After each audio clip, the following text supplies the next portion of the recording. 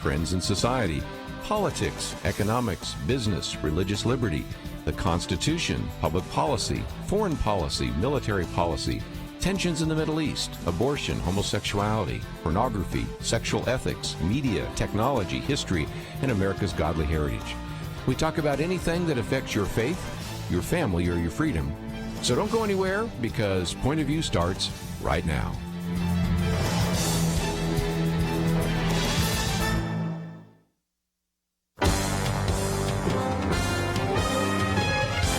Across America, live, this is Point of View.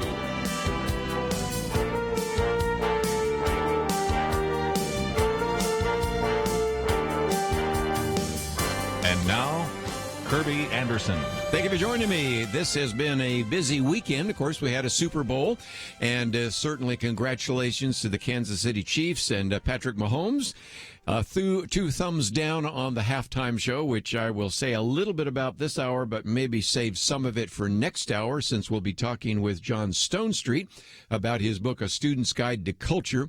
You have all the illustrations you need about a culture that is going the wrong direction by just simply watching the halftime show, so we'll get into that a little bit later.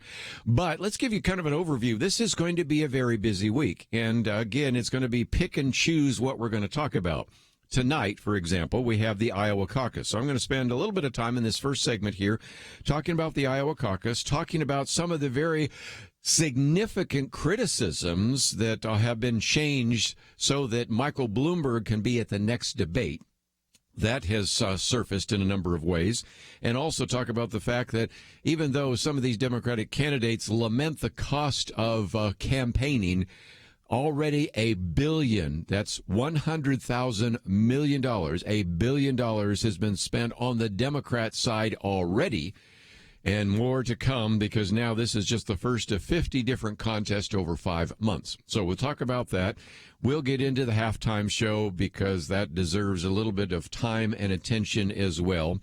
If we have time, I certainly also want to talk about one of the articles we posted here, the Democrat strategy, Call Everyone a Moron, and that one's from Derek Hunter, and he's actually talking about some examples other than the one by Al Perota, which we'll get to, what happened on CNN and making fun of everybody.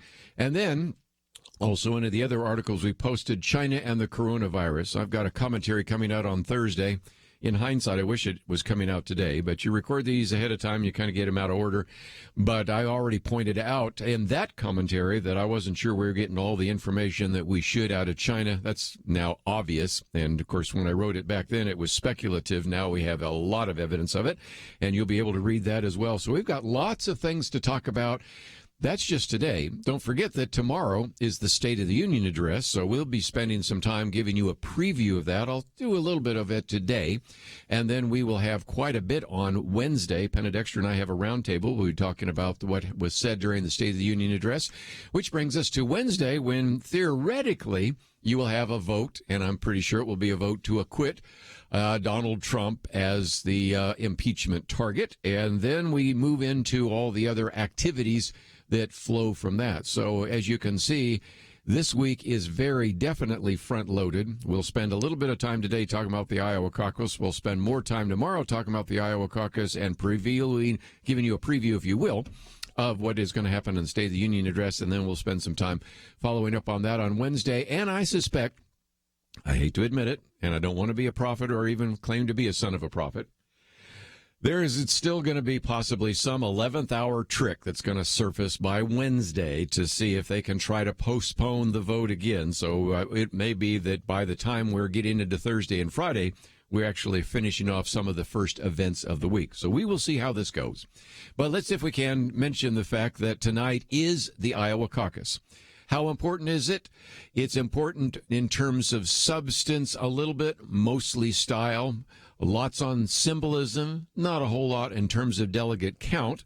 If for no other reason, then it looks like the four top runners, that would be Bernie Sanders, who I'm going to predict will probably win tonight, and then Joe Biden, Elizabeth Warren, and Mayor Buttigieg will probably all get delegates out of this, and they will all be able to claim some kind of victory, even if it's a Pyrrhic victory in part because of the amount of time, energy, and resources they've had to squander in one small Midwestern state.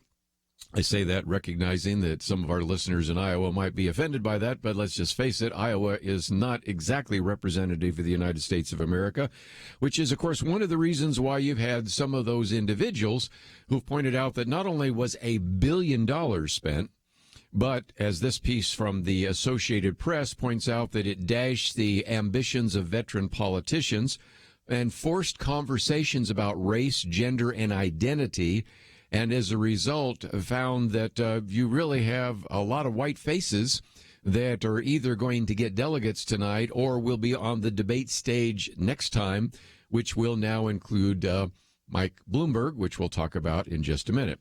Let's, if we can, talk about Bloomberg, because I want to get into that, because he has generated a lot of anger in the Democrat Party already.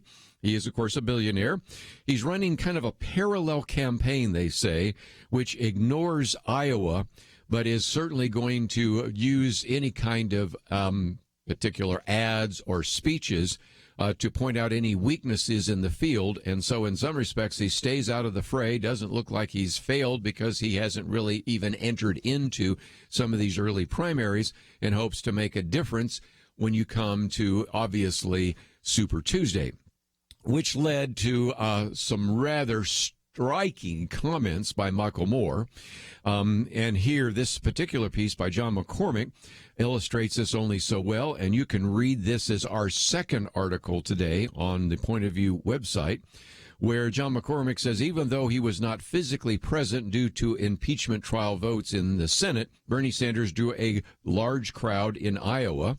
Matter of fact, many times the size of any other Democratic campaign event this week.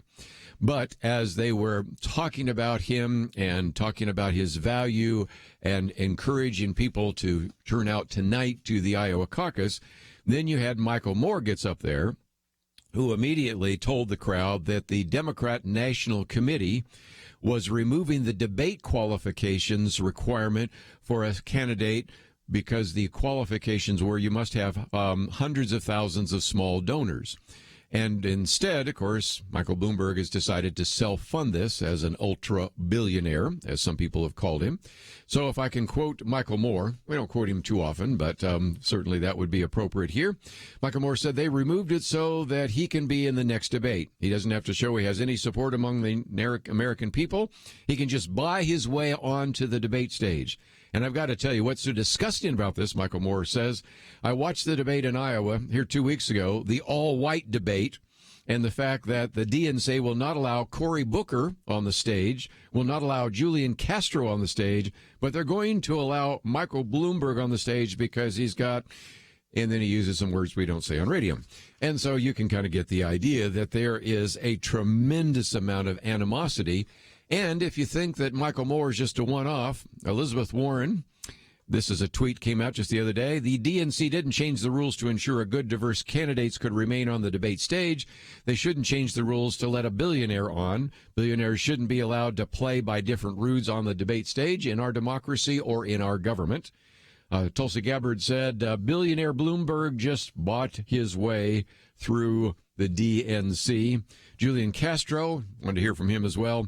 When Cory Booker led an effort to change the debate thresholds, the DNC refused, saying they couldn't benefit any candidate. It seems the only candidate they're willing to benefit is a billionaire who's buying his way into the race. A total mess. And even Bernie Sanders, even though he doesn't care one way or the other, probably, did say that this is just a great illustration, he said, of a rigged system.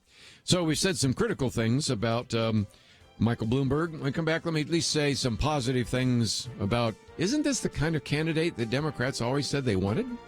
So we'll talk about that right after this.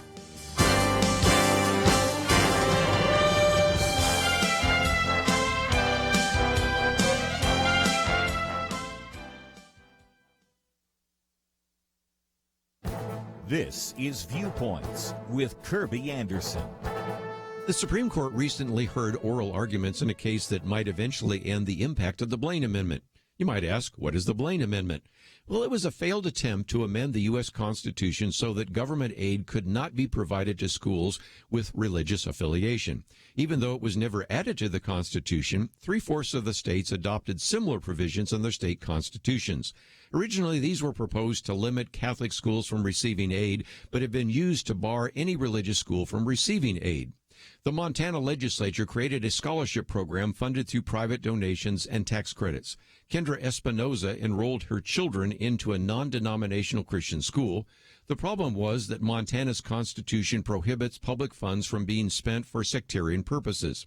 Back in the 19th century, sectarian meant Catholic schools. Montana also applied that to any Christian school. The argument before the High Court was simple. The Montana ruling is unconstitutional under the First Amendment.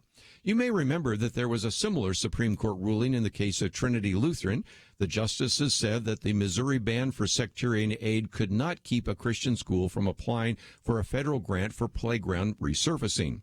You would think that a similar ruling would come down concerning the impact of the Montana Blaine Amendment. The problem is the scholarships at issue here no longer exist. They were tossed out by a state court. Therefore, the state of Montana can now argue that they aren't discriminating since neither secular nor religious people are receiving money. I hope the justices will ignore that technicality and rule against these pernicious Blaine amendments in state constitutions. That would strike a blow for religious liberty. I'm Kerby Anderson, and that's my point of view.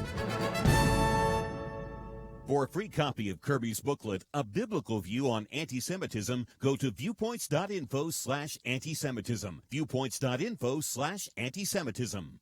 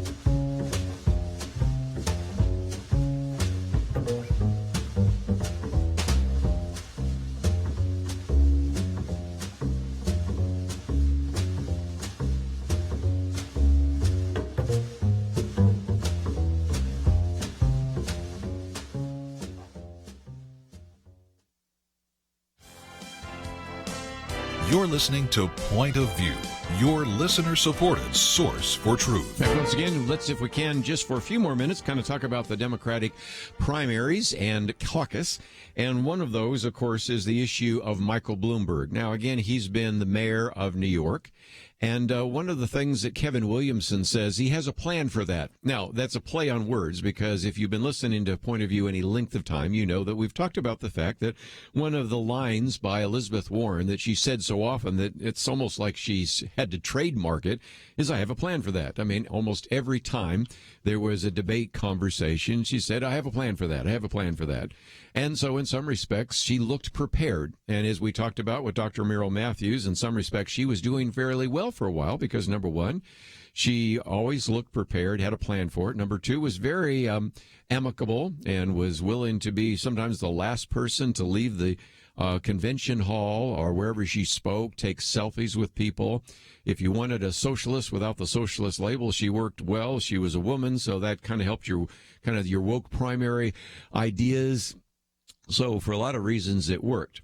Now, that being said, Kevin Williamson points out that he says my Republican colleagues have pointed out that the plans of Elizabeth Warren, because she keeps saying, I have a plan for that, I have a plan for that, is that these plans, according to his colleagues, I'm just quoting from them, are silly, shallow, meretricious, unworkable, unlikely, I don't know if I can use that word, and seriously taken by no one, least of all, Senator Warren. The point isn't that she has a plan that will work, or even that it would ever be implemented. It's really that she has a plan, but she never had to implement it.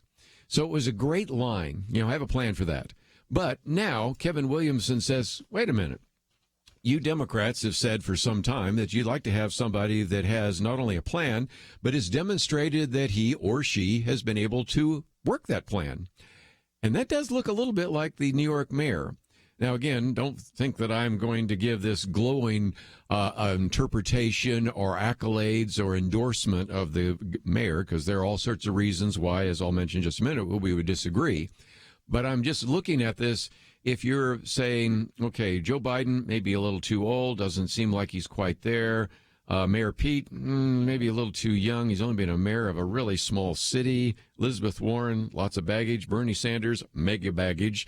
Maybe you'd start thinking seriously about Michael Bloomberg. At least that's what Michael Bloomberg's asking. Why don't you look at me? And the point is Michael Bloomberg has plans too, but unlike Warren, Sanders, Biden, he has a pretty good record, according to Kevin Williamson, for bringing the plans to fruition. And let's just talk about just a few. I won't get into all the details. For example, let's take the fact that he became a mayor of New York. Lots of times when you have somebody that's in the business world, they go into politics, they don't do very well. I think Donald Trump turned out to be a real exception to that, right? But Mayor Bloomberg, same thing. Came out of business, went into politics, murder rates went down, high school graduations went up.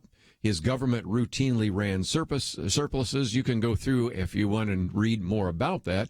He's got a relatively good track record. You may not agree with some of the stands he holds to, got that. But if you're a Democrat, you might say, that's the kind of candidate really sort of want. Somebody that could go head-to-head with Donald Trump. Speaking of head-to-head, I won't spend any more time talking about this because I try to ignore Twitter tweets, whether they come from Donald Trump or Michael Bloomberg. But they had kind of a Twitter war against each other the other day. One's too fat, one's too small. It's like, oh, my gosh, this is like high school or maybe even junior high school. But nevertheless, he's somebody that really could take on Donald Trump. They know each other only so well. And yet here again is Kevin Williamson. What's the Democrats' case against Michael Bloomberg? Well, that he's a billionaire interloper who can't wait his turn. He says it's not very difficult to think of examples of very wealthy men being poor performers in political office. True. But there's something displeasing about this, almost like a Caesar of a rich man building a political campaign on his personal fortune. He's the same age as Biden, but nevertheless, you look at this kind of stuff and you say, really, in some respects, he might have been the kind of candidate that the Democrats would have liked. Now, again, for the Republicans, he's not going to win over anybody. His views, as they say here, on everything from abortion to gun rights and a variety of others are sufficient enough for most of those people that voted for Donald Trump not to vote for him. And frankly, as Kevin Williamson points out, the overwhelming majority of Republicans right at the moment seem pretty happy with President Donald Trump. But his question is, I think, the question of the day.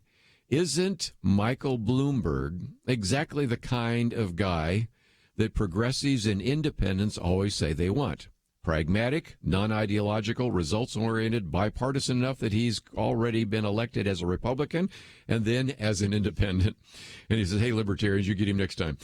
So anyway, he's having a little bit of fun with that. And I think it's a good question because for all the vilification that you're going to hear in the Democratic Party now for Michael Bloomberg, including, I have every reason to believe that when he makes it his way onto the debate stage next time, since he's now qualified, he will be greeted by boos. You know that even though they're not supposed to make any comments, there are going to be people booing, and there will be candidates that on that stage will make a point about the fact that he didn't qualify the way the rest of us did, and so they made a special exception to him. So it will be interesting to see how that next debate goes. But instead, we're going to be watching the Iowa caucus tonight. And then we're on to, of course, New Hampshire, Nevada, South Carolina, and then Super Tuesday. So those are a couple. Let's, if we can, go to another article that I have posted here as well.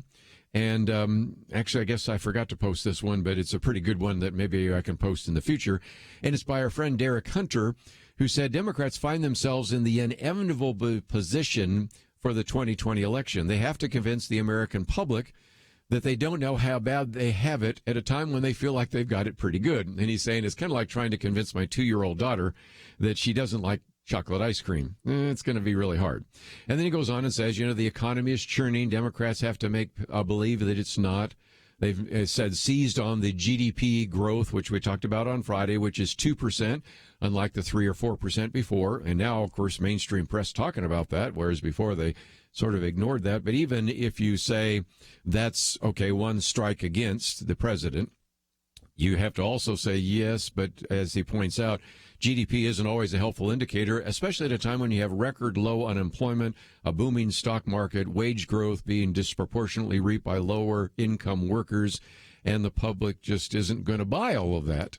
I saw somebody reacting to one of my commentaries about how the rising tide lifts all boats, even the low income workers, and they said, well, you're not taking into account cost of living. I thought, well, one of my points on my commentary was Mayor Pete was saying that very thing, that it wasn't keeping up with cost of living when the cost of living actually was relatively low as a percentage, and the wage growth in his own town that he's a mayor of grew by 9+%. So anyway, you can't win for losing sometimes. But nevertheless, the point they're making is most people are maybe just want to be secure. They want to be able to pay their bills. They want to take care of their families, want to have some money left over for fun with their vacations and those kinds of things.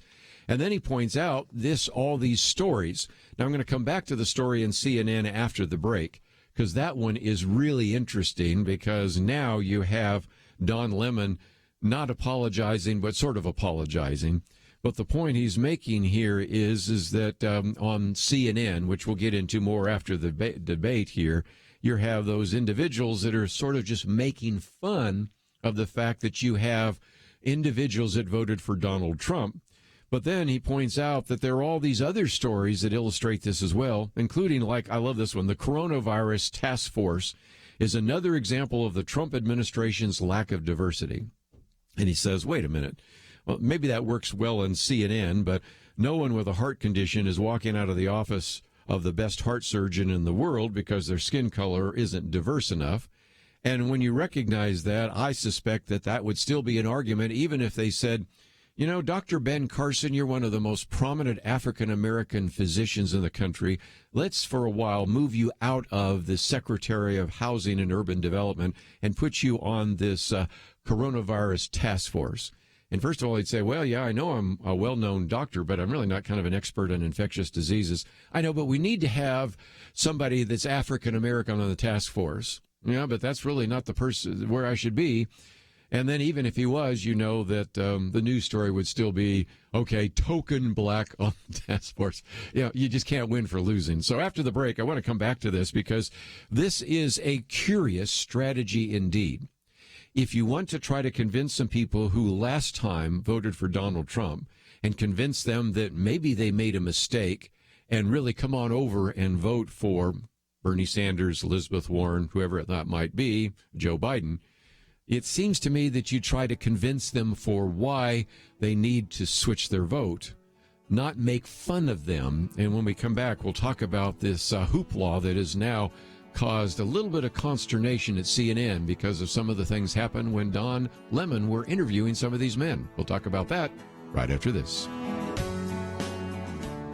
Point of View is committed to spreading the truth, oftentimes a truth that those in political power don't like getting heard. But the only way it can be heard is if our team stands strong together, if you do what you can to support the Point of View Truth Team. It's having an impact, as we heard recently from U.S. Representative Louis Gohmert. Everywhere I go, I hear people that you have influenced, that Point of View has affected. You have made such a difference, and you rely on people to contribute, and if they don't contribute, then that truth does not get heard. Help Point of View make a difference. Pray and consider what level is right for you. $30, $65, $100 a month, or even more. Please do what you can. 1-800-347-5151, or visit online, pointofview.net. Look near the top right for the link that says Become a Monthly Partner. Join the Truth Team, 800-347-5151, and pointofview.net. Point of View will continue after this.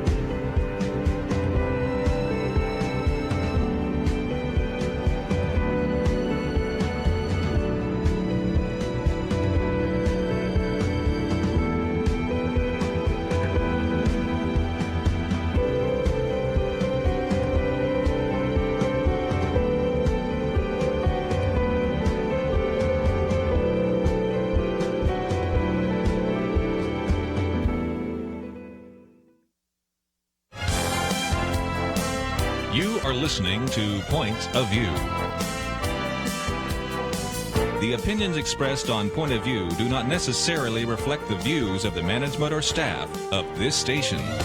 And now, here again is Kerby Anderson. Continue our conversation today. If you'd like to join our conversation, 1-800-351-1212. Thought while we were talking about the election and all of the rest, there has been some pushback for what happened on CNN. We've already talked about this before. You have Don Lemon, who had a number of individuals in studio, or by, I guess they weren't actually in studio, they were by various kinds of video. But again, you have what was taking place at the time with Wajid Ali and Rick Wilson. And I love how Al Perota, who's been on the program with us before, said King Solomon knew CNN's Don Lemon. Oh, not personally. He just knew the type. Proud, haughty, scoffer are the names that you find in Proverbs 21. But the point I'm making is that you had mostly Rick Wilson, but Ali also joined in a little bit as well. Just talking about the fact that Donald Trump's the smart one and all you leftists are dumb and you elitists with your geography, Ali says, and Wilson then saying your math and your reading, and they're all using a southern accent. And then Ali's talking about reading geography, you're sipping your latte. And so anyway, they're having lots of fun making fun, not just of Donald Trump, but now of anybody that voted for Donald Trump. Now, you can understand that, and what I thought was so interesting is that then you had some pushback. Now, at first, they were the obvious people to push back on that, and one of those was Ivanka Trump. I would expect her to defend her dad and people that supported her dad. You know, you consistently make fun of half the country, then complain that it's divided. The arrogance, the mocking accents, the smug ridicule of the so-called elites and all this kind of stuff is disgusting. Well, after enough Twitter posts and enough reaction, enough articles, Don Lemon at CNN had to say something. And so, again, Al Perota puts it this way. He says, Lemon did not apologize. Instead, the following Monday, smugness still plastered on his face, Lemon said that he had been laughing at a joke, not at any group of people. And I love Al Perota. He goes, huh? Speaking as someone who's written something like 200,000 jokes, because he used to do a lot of comedy stuff, this is utter nonsense. But nevertheless, was the joke so carefully crafted, so perfectly delivered that it had been about liberals, would he have burst out laughing the same? Al Perota uses some other words here, but never, suppose you put in, Greta Thunberg or a variety of politicians, would you have still been laughing? And the answer, of course, is no. And then so you have Curtis Houck saying that Don Lemon addressing the now viral Saturday night CNN Tonight segment, mocking and showing such venom towards Trump supporters. Not surprisingly, Lemon deflected, I don't believe in belittling people. In the moment, I didn't catch everything that was said, but he was just laughing. And then he went on, Houck said, this is personally important for me to address this, okay? Ask anyone who knows me, they'll tell you I don't believe in belittling people. Don Lemon is saying this, I should say. And then goes through, we don't belittle people. We don't make fun of people. And at this point, Al Perota just can't let it go any longer. He said, let's put aside that CNN pretty much spends all day belittling what Trump supporters believe. Where's the apology? Where's the condemnation of what the guests have said? Where's the humility? Where's the humanity? And anyway, that's kind of it. So finally, he talks about the fact that then a little bit later, there's kind of an idea that, okay, maybe we went a little bit further away. We were kind of punchy there. And so at least at that point, Al Perota said maybe it'd be better just to cop to that and say how hard it would have been for Lemon to say, look, I get why people are angry and hurt. That was way out of bounds. I'm sorry, but you're not going to get that. And as I said, these articles that are starting to surface time and time again simply are a questionable strategy to me. Maybe in your heart of heart, you think that anybody that voted for Donald Trump is an idiot. But what chance do you think of getting those people to change their minds by making fun of them all the time? And so, I don't know. It is a confusion to me as well. Well, in the midst of all this, we're going to have a State of the Union address. I have found out we're just now getting this particular article on Newsmax up, so you'll have a chance to read it now. And it is a nice summary of what could be said tomorrow night by Donald Trump. I'll spend more time talking about that a little bit on Tuesday, and we'll give you kind of a full report on Wednesday. But Agora say he is going to be standing before lawmakers tomorrow night in the Capitol, where his impeachment trial will still be underway because it got postponed until a final vote Wednesday. There are some reasons for that. It even sounded like the White House was willing to postpone it because they wanted to give the president's lawyers a chance to say some things today in their final closing comments. But nevertheless, it will be interesting to see what that speech entails.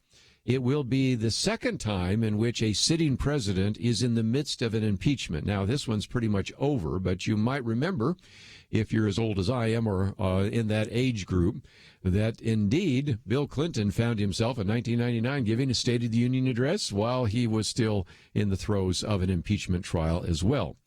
They go on to say that senior administration officials were tight-lipped about the extent to which Trump would mention the impeachment, which he has denounced, of course, as a witch hunt. Is he going to use that in the speech? I doubt it, but you never know with this president. And, of course, whether or not this is going to have any impact on his election, maybe he'll say something. But they even at the time stressed that the speech is sort of a work in progress. He will, of course, obviously spend a fair amount of his time in the speech highlighting the economy's strength, including the low employment rate, stressing how it has helped blue-collar workers and the middle class. He'll focus, obviously, on the new trade agreements he has negotiated. Now, it'll be interesting to see how he pitches that. Well, Nancy Pelosi was over there writing and signing the articles of impeachment. I was over in the Oval Office signing phase one of a trade deal with China and the United States. You know, that could get both boos and cheers. And then while the Senate was considering whether or not to remove me from office, I was in the midst of signing USMCA, the United States, Mexico, and Canada Agreement, which is going to mean many more jobs. Or simply just say that he signed both of those. It'll be interesting to see how this president pitches it. And then, of course, the White House also said that the president will have a message of unity. He'll spend some time on issues that have created great division and resonated with his political base. And so we'll see what that is. But again, they are also saying that he's going to press them. He's going to criticize sanctuary cities. He's going to press Congress to pass legislation dealing with the issue of immigration, to pass legislation to provide encouragement of alternatives to traditional public schools and a variety of other things, probably highlight the passage of mandatory paid leave for federal workers. And so we'll see where that goes. But if nothing else, we'll get a better sense of where that might be given Tuesday night. And, of course, we will give you lots of coverage of that when we get together on Wednesday. Okay, I've postponed it long enough. You've got to recognize that the Super Bowl halftime was a disaster at so many different levels, had the potential with a number of individuals that you might have thought would have known better because, after all, they're well accepted. And, of course, that got even worse when, in the midst of this, Jeb Bush, that is the former governor of Florida, Jeb Bush, and presidential candidate Jeb Bush, post best Super Bowl halftime show ever. Oh, boy, you know what's going to come next. Because you've got Carol LeBeau saying an orgy or a Super Bowl halftime show. And then you have a number of other people, Franklin Graham, let's give him some due. He says, look, Franklin Graham says, I don't expect the world to act like a church, but our country has had a sense of moral decency on primetime TV in order to protect children. We see that disappearing before our eyes. It was demonstrated tonight on Pepsi's Super Bowl halftime show with millions of kids watching. Oh, by the way, kids actually participating, which led someone to react to Jeb Bush. Will somebody please give Jeb Bush a cigarette? And another one saying, Jeb Bush, how about those kids and those grandkids of yours? What'd they think of that? Cal Thomas put it this way: disgusting sexualization of halftime show. Hope your sons and daughters were not watching. Eric Metaxas, been on the program with us as well. The Super Bowl halftime show is something like of Dante's Inferno. Pray for America. Pray that people in America even know what Dante's Inferno is, but that's another story. Okay. Stephanie Kennedy, J-Lo shouts of love for Puerto Rico. Jennifer Lopez and some of the others sing Born in the USA, but then they pull out a Puerto Rico flag during the halftime show. And then Tom Moore, J-Lo Shakira, the choreographer, for necessary statements about Latino children in cages. Did you notice that? The kids that were Latino in cages. singing Born in the USA. And, of course, some others posting, what was your favorite part for the kids to watch, Jeb? And so you can kind of see where that gets us. And if nothing else, I'm going to save some of this for our conversation with John Stonestreet. He'll be with us at the top of the hour. His new book on Student's Guide to Culture is just a good reminder as to why, indeed, we need to help young people and even adults that are supposed to be parents begin to help them navigate through the culture. When we come back from the break, I want to focus just a little bit of time on the first article we've posted, China and the coronavirus. There's all the evidence in the world that some of the missteps and state secrets took a bad problem and made it worse.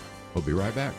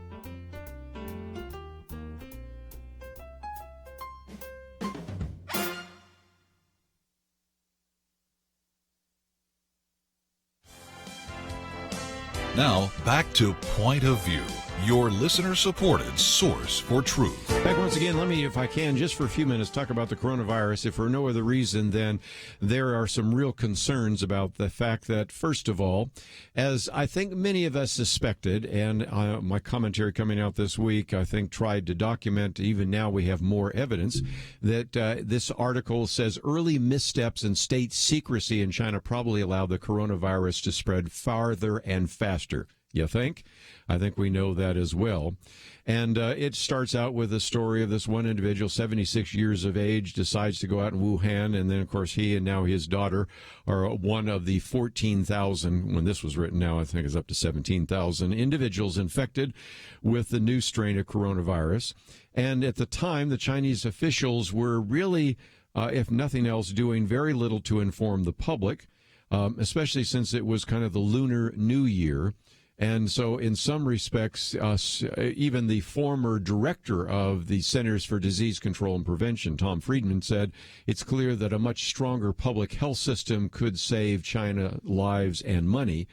But that is not the case. And this particular article, for those of you looking online, gives you a lot of different graphs and charts and things like this. This is one, of course, of China, where it is spread. This one on where the various cases have spread around the world.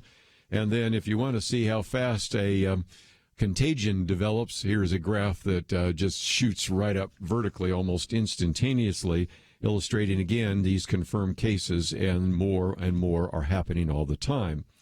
But let's go back a little bit. In mid-December, there are patients that are coming in there with fever, trouble breathing, coughs, and that. They think maybe it's viral pneumonia, but very quickly they recognize that this is some kind of mysterious virus. And it's quite clear, as this article now documents, and you have to get back to almost about the 5th or 6th page to find this documentation, the Chinese officials knew something else was the case. And then, of course, once you're able to actually do some genetic markers, they found that, okay, this particular one, the coronavirus, has an 87% similarity with SARS. SARS, if you might remember, a severe acute respiratory syndrome. So remember SARS, as I mentioned in my commentary coming out later this week, killed more than 700 people, but that was over 34 countries. And right now we're probably going to exceed that, sadly, fairly quickly. And so in some respects, with the world watching, as it points out here, Chinese scientists decoded the virus, and once they did, they began to realize that they were dealing with something that is very similar to SARS, or also to MERS, which is the Middle East Respiratory Syndrome. And so you can see that in some respects, these are individuals that knew a little bit more than they were letting on to, or they tried to communicate it, but the Chinese government did not let it get out there. And so it took a while before Beijing and the Chinese government, and especially the Communist Chinese Party, allowed that to begin. And so in some respects now, what you have is a lot of misinformation. This piece by Michael Dougherty says, certain news stories drive me to an unhealthy reliance on social media. He talks about the fact when my infant daughter sleeping in a bassinet beside me, I watch a series of individual broadcast live streams of mayhem developing in Paris back in 2015.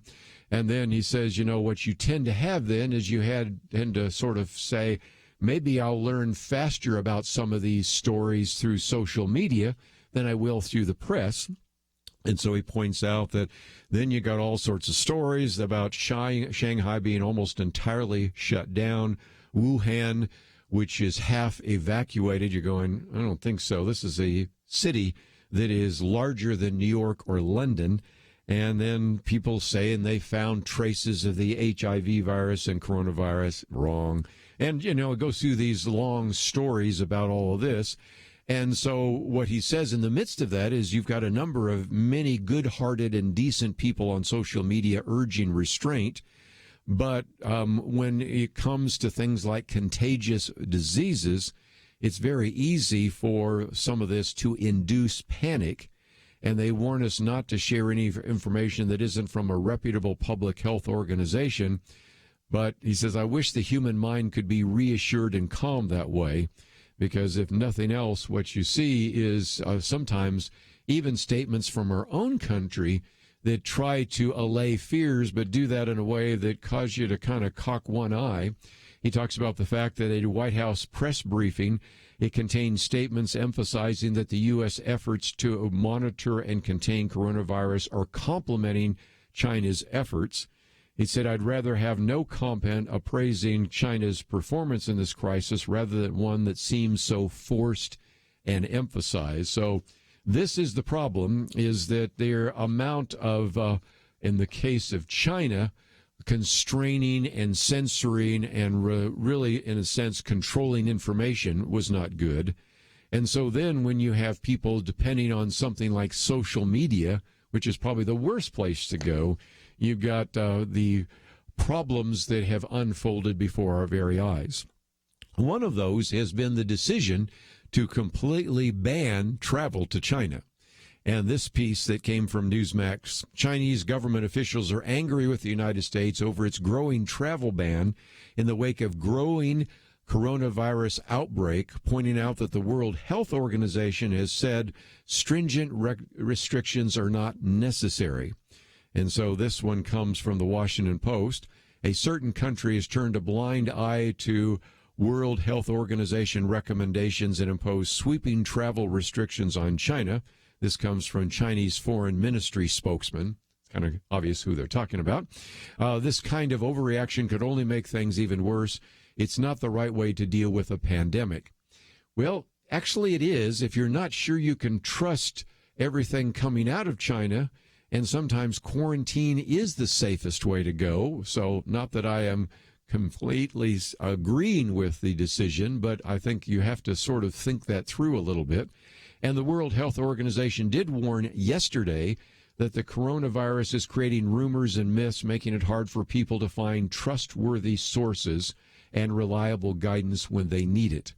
So today, the China's National Health Commission reports, it's assuming they're giving us accurate numbers, always an assumption you have to recognize, 17,205 confirmed cases of coronavirus infection on the mainland, plus another 15 in Hong Kong, 8 in Macau, the islands, of course, off of China. And then, of course, the World Health Organization has reported 146 confirmed cases in 23 countries outside of China. The most recent one confirmed in California and other places in the United States. I think were we up to 8 or 9, I think is what I've been hearing recently. But if nothing else, you can kind of see that we'll continue to follow this story. But as I point out in my commentary that will come out later this week, a lot of people, if you want to ask a good trivia question, why is it the 1918 influenza outbreak is referred to as the Spanish flu? It wasn't found in Spain. It was found actually in France and also in China. But because you had wartime, World War I, back then it was called the Great War, censorship, it only got national attention when one of the royal family in Spain caught the Spanish flu. And even as it was spreading around the world, you had individuals in America saying it's nothing more than fever and chills, while thousands of people were dying of the Spanish flu. My wife has a relative that was, I guess, the sister of one of the individuals we used to visit who died of Spanish flu. And, of course, by the time it was done, 50 million people died of the Spanish flu. And it probably in large part was aided by all that censorship and all that lack of publicity and the inability sometimes to address that pandemic. So whatever action's taken right now, it's so that we can keep you safe. We come back from the break. Going to spend some time with our friend John Stonestreet talking about culture and how to think about that biblically. All that coming up right after this. We live in a digital generation. Point of View is reaching this often overly plugged-in generation with truth. You can keep up with us 24 hours a day using your phone, your tablet, your laptop, or your desktop. Search for the Point of View Radio Talk Show on Facebook, where you can keep up with today's issues, learn about current and upcoming guests by liking us on Facebook. Also, follow us on Twitter. Our handle is @PointOfViewRTS. That stands for Point of View Radio Talk Show. Learn, interact, make a difference with Point of View using new media. And here's one way you can make a big difference. Help us increase our reach by spreading the word among your friends. Share a Facebook post. Tag us in a tweet. With enough joining us to plant seeds, we'll see a tremendous harvest. Come on, it only takes a minute. Search for Point of View Radio Talk Show on Facebook, @PointOfViewRTS on Twitter, and subscribe to the Point of View Radio Talk Show channel on YouTube. Learn, interact, share. The Point of View Radio Talk Show. Point of View will continue after this.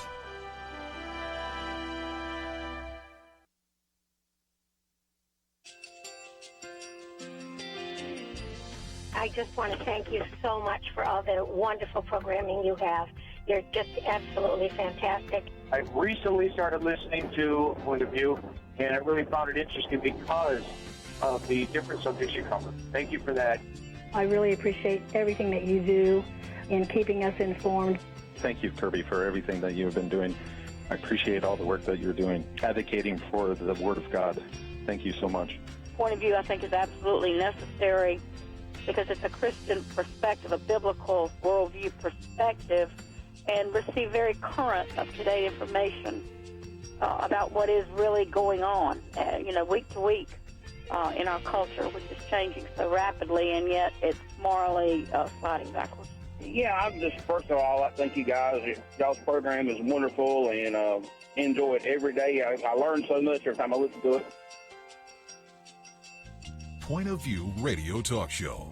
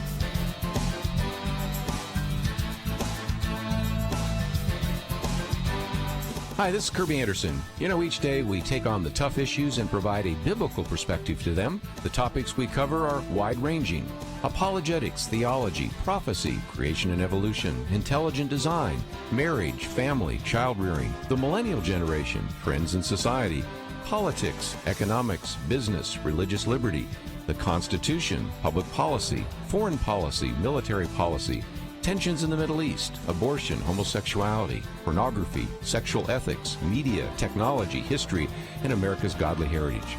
We talk about anything that affects your faith, your family, or your freedom. So don't go anywhere, because Point of View starts right now.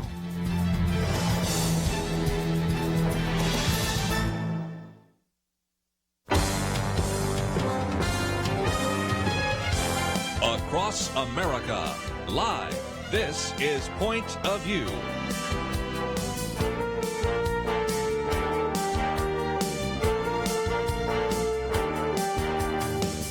And now, Kerby Anderson.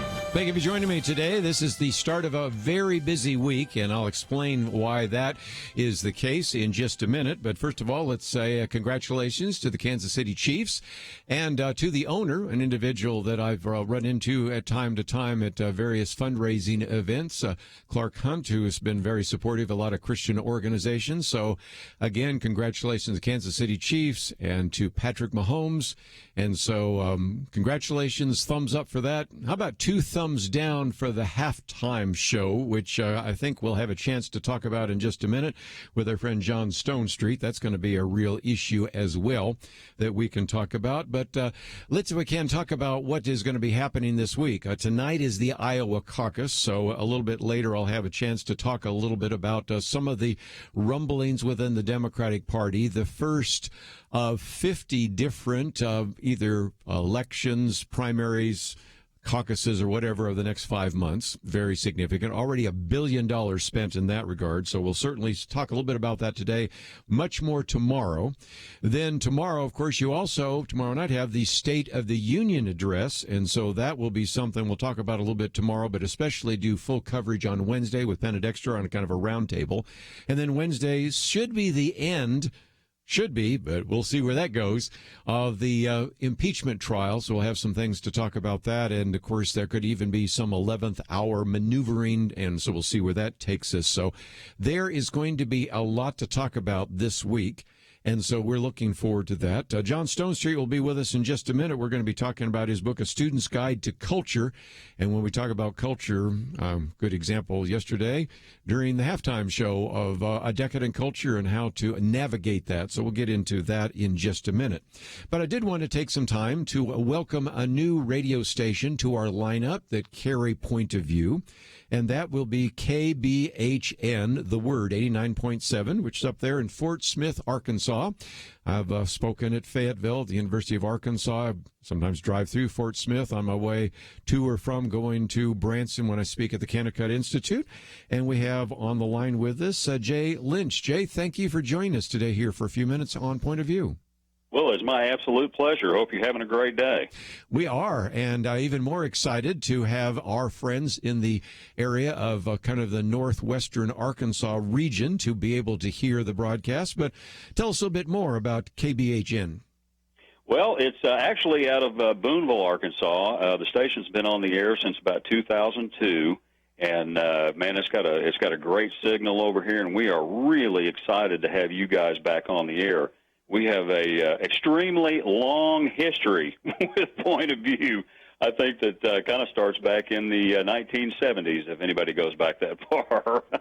Well, I go back almost that far, as you well know. And I was going to say welcome back, but I thought, okay, I wasn't sure how much you knew of that history. But it is great history because over the years you've been able to carry us live. Now, this will be delayed, but that's still good. I'm glad for people to be able to hear it whenever they can hear it. And, again, just give us a little bit of the sense of reach, because I know that you have an outreach to various communities. I know when I've been on your website, you're talking about Christian schools. So a lot of the topics we address sometimes here on Point of View are things that you address there as well on your station. Well, a lot of it is political. I think it's going to be great to have you guys back on, because really there is no conservative voice here in this area as far as radio is concerned, and we are really excited to have you back on here. And that's that's what we really try to do here, is come across with the conservative political view that people in this area, I think, really treasure. Well, and if nothing else, I appreciate the people up there because I've had a chance to interact with some of them over the years. We have an occasional donor here or there that has been in that area, and I'm hoping that some others might want to join with us as well, and certainly to support your station. So anything we can do to help you continue your broadcast, I'm always available for everything from fundraising events to a variety of others. So I just wanted to meet you by phone today, but maybe next time I'm traveling through the area, I'll take the time to come by and say hello. We are right off the highway, so it wouldn't be too far off of that 540 that runs through here that you got to drive up to Northwest Arkansas. So we'd love to see you anytime. Okay, send me a map, and I'll try to see you soon. So, okay. Jay, it is just great to have you here, and thank you for having us join the lineup. Yeah, glad to have you guys back. We're excited about it. Tonight, 7 o'clock is when it starts on KBHN, so tune in, 89.7. Very good.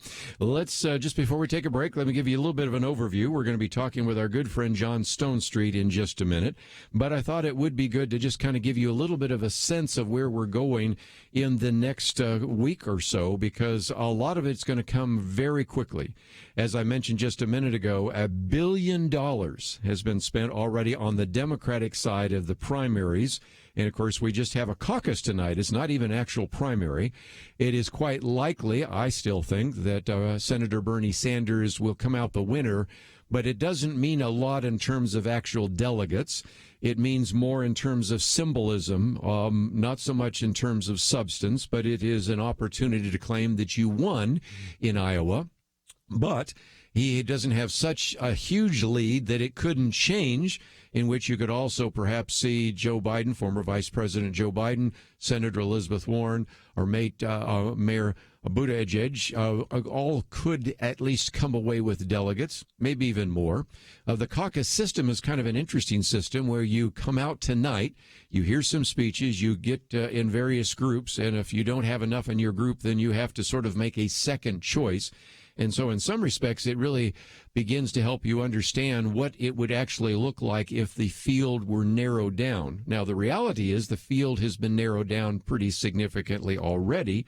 But the next time we have a debate, and I will talk about this a little bit later in the second hour, you had all sorts of complaints that now the Democratic National Committee has changed some of the rules, which now allow the former mayor, Mike Bloomberg, to participate, since he's self-funding. To qualify by the number of contributions is not something he could do. So that has caused all sorts of outrage. We'll talk about that in just a minute. Of course, we'll talk about what will the president tomorrow night speak on, and how will he address this? We know on the positives, he'll talk about the booming economy, low unemployment, a variety of others. But then when he comes to even, for example, something like the trade deal, is he going to say, well, Nancy Pelosi was writing articles of impeachment for this witch trial, I was signing phase 1 of the China-U.S. trade policy, or while the Senate was considering the articles of impeachment and wasting everybody's time, I was actually signing USMCA, the trade deal between the United States, Mexico, and Canada? Or will he just simply talk about the benefits of those? I think we have an idea what he might say.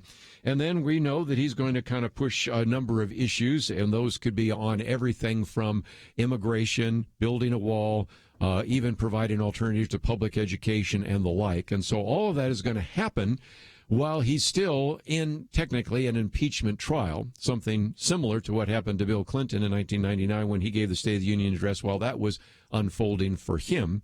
And then, of course, Wednesday we will have the final vote, which I believe will be an acquittal, and then we move on from there. But it's still going to be an interesting week, so I hope you'll be with us for all of this.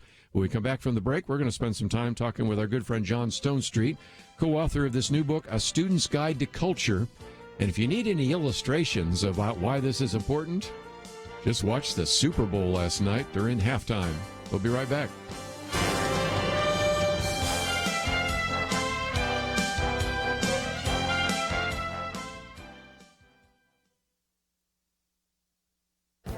This is Viewpoints with Kerby Anderson. The Supreme Court recently heard oral arguments in a case that might eventually end the impact of the Blaine Amendment. You might ask, what is the Blaine Amendment? Well, it was a failed attempt to amend the U.S. Constitution so that government aid could not be provided to schools with religious affiliation. Even though it was never added to the Constitution, 3/4 of the states adopted similar provisions in their state constitutions. Originally, these were proposed to limit Catholic schools from receiving aid, but have been used to bar any religious school from receiving aid. The Montana legislature created a scholarship program funded through private donations and tax credits. Kendra Espinoza enrolled her children into a non-denominational Christian school. The problem was that Montana's constitution prohibits public funds from being spent for sectarian purposes. Back in the 19th century, sectarian meant Catholic schools. Montana also applied that to any Christian school. The argument before the High Court was simple. The Montana ruling is unconstitutional under the First Amendment. You may remember that there was a similar Supreme Court ruling in the case of Trinity Lutheran. The justices said that the Missouri ban for sectarian aid could not keep a Christian school from applying for a federal grant for playground resurfacing. You would think that a similar ruling would come down concerning the impact of the Montana Blaine Amendment. The problem is the scholarships at issue here no longer exist. They were tossed out by a state court. Therefore, the state of Montana can now argue that they aren't discriminating since neither secular nor religious people are receiving money. I hope the justices will ignore that technicality and rule against these pernicious Blaine amendments in state constitutions. That would strike a blow for religious liberty. I'm Kerby Anderson, and that's my point of view.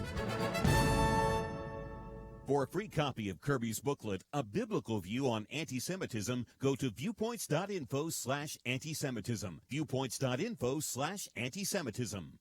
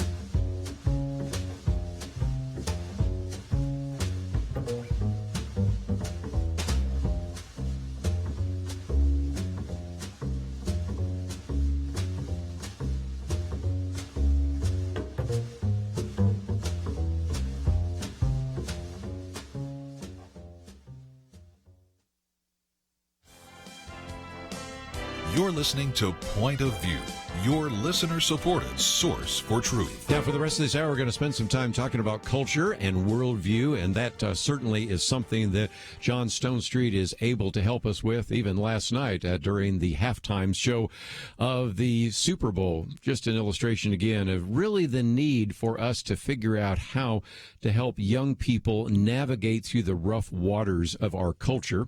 John Stonestreet has been on with us many times before. He's the president of the Colson Center for Christian Worldview. Also, of course, the co-host of Breakpoint. We quote from that quite often. A graduate of Bryan College as well as Trinity Evangelical Divinity School, author of such books as Restoring All Things, Same-Sex Marriage, Making Sense of Your World, and A Practical Guide to Culture. But this book I have in my hands is A Student's Guide to Culture. And John Stonestreet, thank you once again for joining us here on Point of View. Hey, thanks, Kerby. It's always good to be on with you. Let's talk about culture, because that's the first chapter, and it seems to me that a lot of Christians live in a culture, but they really don't think about a culture. And one of the things you do so well with your Breakpoint commentaries is remind us of the fact that some of these cultural ideas are having a profound impact. And oftentimes, even though we spend a lot of time talking about politics here on Point of View, politics is really kind of downstream from culture, isn't it? Well, most of the time. I mean, it's certainly part of the culture, and there's certainly been times in history where political decisions have reshaped or confirmed different things that were happening in culture. But culture is powerful mainly because it often goes unnoticed. You know, there's this old Chinese proverb, and I usually use this with students, that if you want to know what water is, don't ask the fish, because fish don't even know they're wet. They don't know what it means to be dry. And culture is to humans what water is to fish. It's the kind of the world we live in. I think it was C.S. Lewis. I've often heard this quote attributed to him, that he said that the most dangerous ideas in a society aren't the ones that are argued, but the ones that are assumed. And I think that really tells us a lot about culture, is that culture is kind of the main way in which different visions of life in the world are kind of assumed. They're not really argued.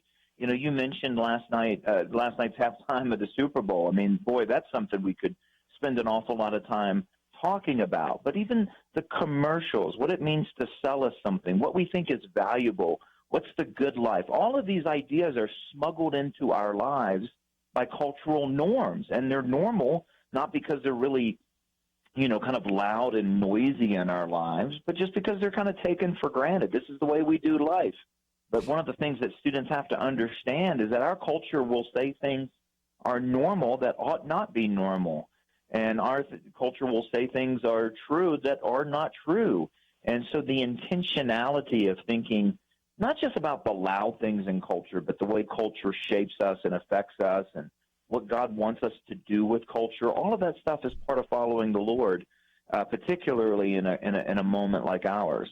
Let me just mention the previous book is so helpful for those of you that are parents or youth leaders or others, A Practical Guide to Culture. This one, of course, is a student's guide, which has discussion questions for each chapter for your youth ministry or your small group. So if you're finding here saying, I really want to have young people navigate through these rough waters, it has a picture of a rowboat on the front, and I think that's great. And matter of fact, the first section is why you should care about culture. But part two, and I may move to that fairly quickly just in the interest of time, the dangerous undercurrents of culture. And then finally, our guide to culture on everything from pornography. Let me just mention that last week you wrote a very good piece about Robert George's letter to William Barr on pornography. And, of course, you have one on sexual orientation, the hookup culture, gender identity, addiction, entertainment, and the like, because it is so much a part of a young person's life that because of, as you talk about in the second section there, we have this information age. You have access to all sorts of information. You carry around essentially a computer in these smartphones, and you can watch any video, listen to any kind of music, and be aware of any kind of thing that is happening anywhere on the globe. And so as a result, this idea of learning how to think, as you say, worldviewishly is challenged like never before, isn't it? It really is. Yeah. I mean, it's not our grandparents' world anymore. In fact, I appreciate you mentioning A Practical Guide to Culture. Really, the student guide to culture was just kind of taking that content and trying to write it, really and aiming at really high school freshmen. That's kind of who we aimed at. Just said, here, you've got to work your way through that. But we have found that the Practical Guide to Culture, one of the interesting audiences for that book, Kerby, has been grandparents. Wow. And of course, grandparents are younger than they used to be. But I think they feel more than any other demographic the divide between them and their grandkids. And I usually sum it up with kind of three big things. The three things separating the Gen Zers from the boomers today, I think, are technology, sexuality, and Trump. Those three things are areas of big divide. And so they have found that just kind of this intentional look at, okay, what is happening in culture? And especially that segment on undercurrents. These are the things that aren't things that you might not we might not notice. Now, some of us kind of notice the way culture has changed because it's different than when we grew up. But we're immigrants to this new cultural moment, and where screens are everywhere in our kids' experience, and where sexuality has now become identity. We're immigrants to this. Our kids and grandkids are natives. They've never known a different culture. And so being able to identify these kind of deep chasms in how we see the world can be a really helpful way to really restore the relationship between kids and grandparents. And we've seen some really remarkable ways that the book has been helpful. We're really grateful for that. Again, I would highly recommend the other book, but we're talking about the student guide as well. And one of the people that endorse your book is Kathy Cook, who's been on the program. Matter of fact, since she's just down the road, she's in studio, and you even quote from her, "Lies Technology Teaches Us." And I don't know if you're aware of that, but I've been using that as one of the ways in which I teach about social media. And it does help us understand that we are in a very different kind of world, as you said, because of technology. We're confronted by more and more worldviews than the average person ever would in a previous century. We're also confronted by so many lies that actually cause young people to be more self-centered. I think teenagers by definition probably were narcissistic, but this takes a problem and makes it a whole lot worse. And so, as we've even found with our millennial roundtable, we now are talking about having one that's just for the Gen Z, the so-called iGen generation, because they are digital natives. Even some of my millennials that joined the roundtable say, I didn't really get a smartphone until I was in high school. Well, the youngest generation that are now starting to graduate from college, they have never lived in a world without technology. But as you point out in your book, they spend a lot of time alone. They're in, quote, community digitally, but they really spend a lot of time in front of those screens, don't they? Oh, they do. And one of the big things is that they also live in a culture, and you saw this on a number of Super Bowl commercials even yesterday, and has been for the last couple of years, where technology is really considered to be the guarantee of a utopian future. So, look at all the good things technology brings us. Look at all the good things. You can. There was a really heart-wrenching commercial on the Super Bowl yesterday of a granddad, an older guy who had clearly lost his wife, and Google was helping him not forget those really sacred memories. I mean, what a beautiful thing. And yes, that is something that our personal digital assistants can help us with. But one of the things that we don't realize is that our personal digital assistants convince us, as Kathy says so clearly in her work, that we're the center of the universe, I mean, when I was growing up, and this is my version of the walking back and forth, to school in snow both ways, if someone called and I wanted to know who it was, I actually had to answer the phone, but and that's not, any sort of kind of personal tragedy. But today, relationships across the board are completely under control. And if there's one way to be unprepared for the real task of loving someone else who's made in the image of God as their own person with their own personality, fallen like you are, it's thinking that you can be in control of all of your interactions and all of your relationships. It's a fantasy. It's a lie. And our technology never says that to us. You'll never have a Super Bowl commercial say, hey, even while we're helping this old guy, remember his deceased wife, which is really cool, we're also going to do this to your teenager. There's no Super Bowl commercial that's ever going to say that. But that's the reality of it, is that there's a deeply kind of smuggled in reality. I mean, you mentioned a few minutes ago, Kerby, the iGen and these, millennial panels that you have and so on. I mean, look, one of the lies of our culture is that adolescence is the goal of life. Like, that's the stage of life we're all trying to achieve and never leave. It used to be when we were talking about adolescence, we were talking about 13 to 18-year-olds. Most sociologists put it at 11 to 30. And you look at, kind of how many soccer moms and how many dads don't want to grow up. They want to stay kids forever. These are real challenges of our culture. Continue our conversation with John Stonestreet after the break. We'll be back right after this.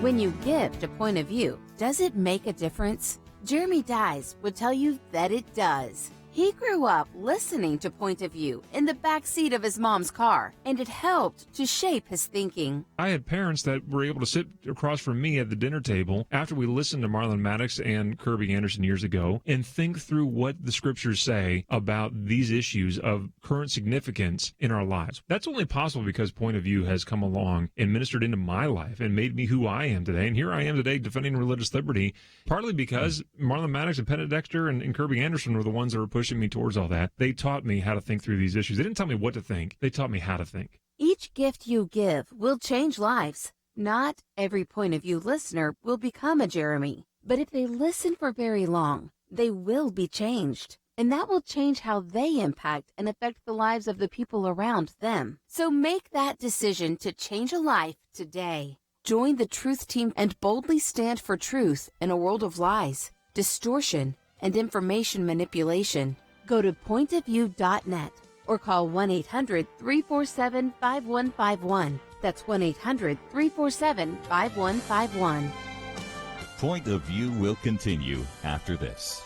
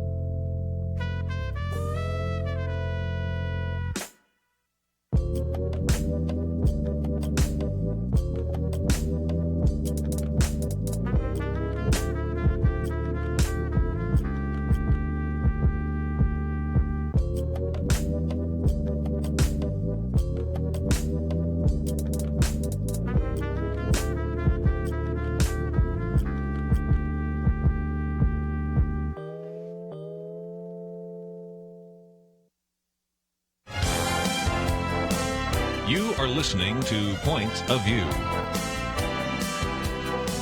The opinions expressed on Point of View do not necessarily reflect the views of the management or staff of this station.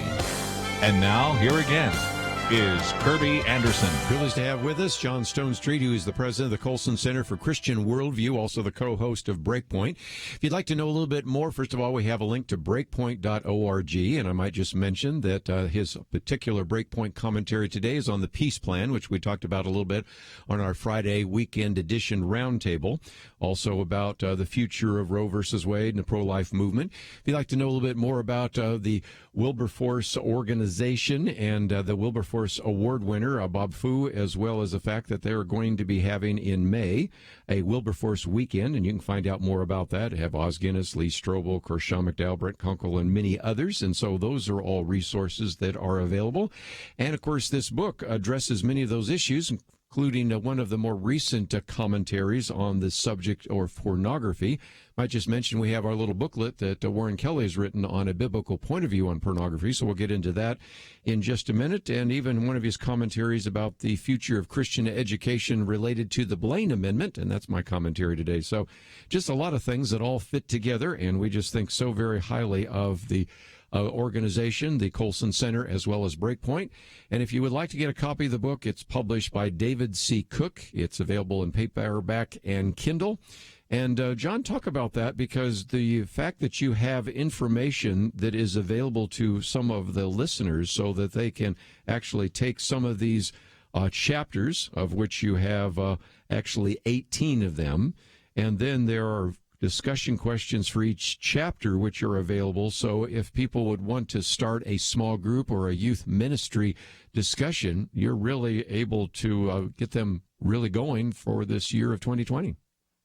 Oh, yeah, that's exactly what we had in mind when we did that. We had so many people just appreciate a practical guide and said, could you give us something that our students could read directly? And, the content was really there. I mean, the whole goal of writing a practical guide to culture was specifically to help teachers and mentors and Christian school teachers and so on have these conversations with their kids. And now there's even another resource where, look, I mean, if you teach at a Christian school, if you have a small group that meets in your home with a group of teenagers, here you can do a book study with them, have them read through a student guide to culture. You've got a resource of a practical guide to culture, which covers the same ground, just at a different level of depth, with an amazing amount of other resources that are pointed to. We really wanted to make it really easy to accomplish the main objective of the book, which is to have an intentional conversation with the next generation about culture. And a student guide to culture really fulfills that kind of original vision, which is that, now you can actually put something in their hands, they can read it on their own, and it can be fodder for a discussion going forward. And because this is the main punchline, Kerby, if we are not intentional about connecting the Bible to cultural issues, then the worldview vacuum that we leave in their hearts and minds will be filled by the culture. And we might even get somebody like a Pete Buttigieg who then turns around and tries to connect the Bible to cultural issues in a completely, bizarre and even absurd way. But because we don't actually know our stuff, and because kids aren't hearing it from us, they assume either the Bible has nothing to say, or, hey, that Pete Buttigieg guy might be right, or whoever else we're talking about. And we've got to do it. We've got to be intentional. I know we don't like to have all these conversations. You and I had this conversation before, Kerby. I never planned to talk about same-sex marriage with my daughter when she was 6 years old. But I didn't have that choice. The Supreme Court made that choice for me. And to sit down and to try to figure out how to communicate this and to point out things that are so normal in this cultural moment, and to say that shouldn't be normal. Even the halftime show yesterday, what kind of conversations need to come out of that in terms of the difference of celebrity versus musical talent, and the difference between, seeing objectifying women and, acceptable and unacceptable pornography and so on. I mean, the culture is ripe for conversations of importance that we got to have with our kids. And if we don't have them, Somebody else is. They certainly are. And again, this whole Section 3 deals with things like pornography, hookup culture, sexual orientation, gender identity, affluence, and consumerism, which gets back to some of the ads, addiction, entertainment, racial tension. And then after the break, we'll probably get into building a Christian worldview. But let's talk about a few of those. And first of all, I think you said something in passing I want to reemphasize. People might say, well, what kind of credentials does John Stonestreet have? Well, first of all, he's been writing Breakpoint commentaries for a generation. He was with Summit, so he's probably trained more young people than anybody you probably know. And, of course, he's a dad that has his own kids. So for a lot of different reasons, you bring a heart to this. But the pornography chapter was good because just recently you actually did a Breakpoint commentary. Does the law already ban pornography? And you're talking about this letter from Robert George at Princeton to the Attorney General William Barr. And we tend to talk about the Attorney General a lot simply because the Attorney General lately has been talking a lot about religion in the culture. But what about this idea of pornography? I noticed when I was originally writing about pornography, since I'm the old guy around the table, we were talking about going to seedy sections of town to watch that or to get magazines or to get videos. Now, any child has access to that with the push of a button. So that's changed the dynamic of pornography dramatically, hasn't it? Oh, yeah. Look, I think there are three big changes. And, a couple of years back, I was on a panel with another radio host, and I won't name his name. He's a really good guy, and he shares many of our conservative values. But he's not a Christian, and so he doesn't share all of our values. And he was just kind of saying, my dad had Playboy when I was growing up. It's not that big a deal. And I was just like, look, I don't think you understand the big differences. If there were ever a day when this stuff was kind of innocent naughtiness, which I don't think there was, but if there were, it's so long gone in three big ways. Number one is porn is so much more accessible, right? I mean, you mentioned the CD, bookstore, the CD side of town. At least at that point, you would have to look somebody in the eye. Now when this stuff is delivered to everyone's personal devices, there's literally no accountability whatsoever. And, how many times a week can you go to a CD bookstore, right, in the middle of town? Now it's basically on demand whenever you want it. So the accessibility factor is through the roof. Secondly, it's predatory. Look, the average exposure to pornography for Internet users is 9 years old. And that's an old number, and it's getting younger. And, most 9-year-olds aren't going out looking for pornography, but pornography is looking for them. And that's the thing is, I mentioned this to this radio host. I said, look, if I were walking down the street with my daughter and some pervert flashed her, I could put that guy in jail for assault and harassment. How is it any different when my daughter's just going down the online street, kind of looking at her own little website and some pop-up flashes her? Why is one okay and the other not? I mean, the predatory nature and the complete lack of regulation is one of the things that Professor George talked to Attorney General Barr about. And then the third thing is, and it's I can't really describe this without going into detail. That's not appropriate for this this venue. But look, this is abusive, incestuous, horrific, dehumanizing, demoralizing sorts of porn that are accessible and predatory that so crosses anything that we could have possibly have thought would have been allowed back in the 50s and 60s or 70s. I mean, this is so far over the top evil sorts of stuff that there's a level of dehumanization that has reached brand new, just a brand new degree. And I think people know what I'm talking about, but we're talking about abusive, dehumanizing stuff. In other words, this is nothing like it was 30, 40 years ago. Nothing. And it's completely unregulated. And I think that's what Professor George was appealing to. And God bless him for using this wonderful platform that God has given him through his giftedness and his career of scholarly, output, to really use that and say, look, this is something we can actually do. And Kerby, you know this as well as I do. It's so bad that secular European government leaders have proposed trying to do something because of what they're calling as a public health crisis. Listen, the coronavirus comes and we shut down borders and we do everything.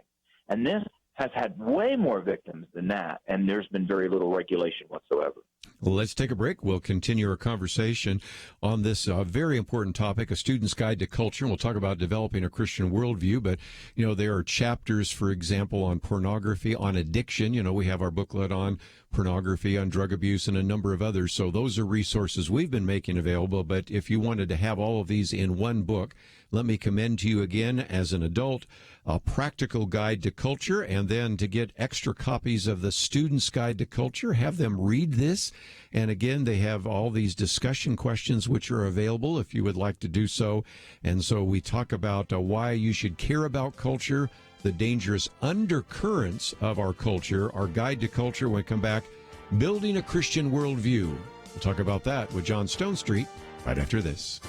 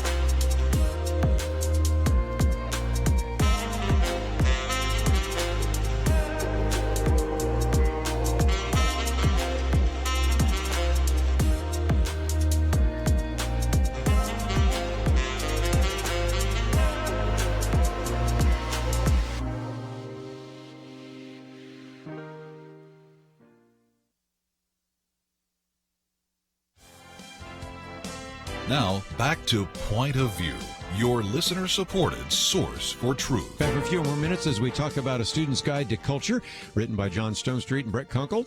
And John, for just a few minutes, let's see if we can focus on the fourth section of the book. 4 chapters on building a Christian worldview. First of all, how to read the Bible. Second of all, how to trust or why to trust the Bible. And not only does that get into worldview, but a little bit of apologetics. The right kind of pluralism and taking the gospel to the culture. Because we can identify the problem, but the solution is, first of all, for us to read the Bible, second of all, for us to believe it, and then to take it out into the world. And so that 3-step process is something that you describe in this whole section on building a Christian worldview. Yeah, it does. And it really goes back and harkens to the third chapter of the book, which is in part 1, which is a vision of success. We didn't just want to talk about culture like I think we often do, which is all the bad stuff happening out there and, beware.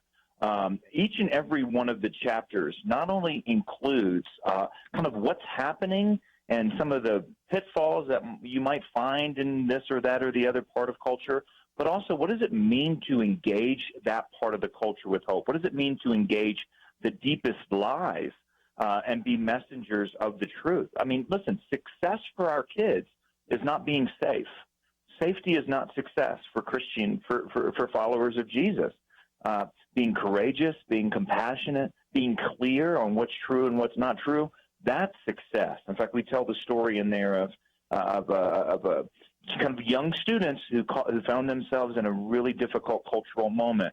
And I'm thinking of Hans and Sophie Scholl, who led a group called the White Rose, which was a student-resistant group in Nazi Germany. Mm-hmm. And what it meant for them to be successful. And for them, actually, it meant being faithful and being martyred. And so we also have to think about that with our own kids, that, for our own kids, success might be being fired. Success might be being ridiculed or being persecuted in one way or the other. But we want them to navigate these really difficult cultural waters with that success. And that's only going to come. And that's why in part 4, we kind of lay down these kind of essentials, which is, first of all, you have to be primarily informed in your worldview, not by the culture, but by the Scripture. So we have to know how to read the Bible. Unfortunately, a lot of kids kind of get the impression that the Bible is to be kind of turned into a bunch of, and I'm quoting Philip Yancey here, moral McNuggets. This little verse over here and this little encouragement over there and this little, kind of like they're Aesop's fables in a sense, stories with a positive moral to make me feel better about myself. That's not going to be enough. To be grounded in the overarching narrative of the Bible, the story of the world, of which our culture fits, that's essential. And then, of course, at a sense, it's one thing to read the Bible well, but there's so many ways in which the Bible is attacked in terms of its authenticity, its trustworthiness. One of the favorite things that I get to talk about on Breakpoint, Kerby, and I know you do too, are these archaeological discoveries. I was just in Israel back in just a few months ago and was with a group of people. It was my first time, but I was with a group of people who'd been there just 5 years earlier. And they were like, we've seen things that we didn't see 5 years ago because 5 years ago we didn't know they were there. It's like every other day there's a headline of, hey, this find either confirms the Bible or it actually, leads us to doubt the typical cynical, skeptical claim. And it's just amazing that there is good reason to trust the Bible. And then finally, the right kind of pluralism, that's just really a recognition of the culture we live in. A lot of times pluralism is used as a way to say, no one has the truth, right? You can't claim to have the truth. But that's prescriptive pluralism.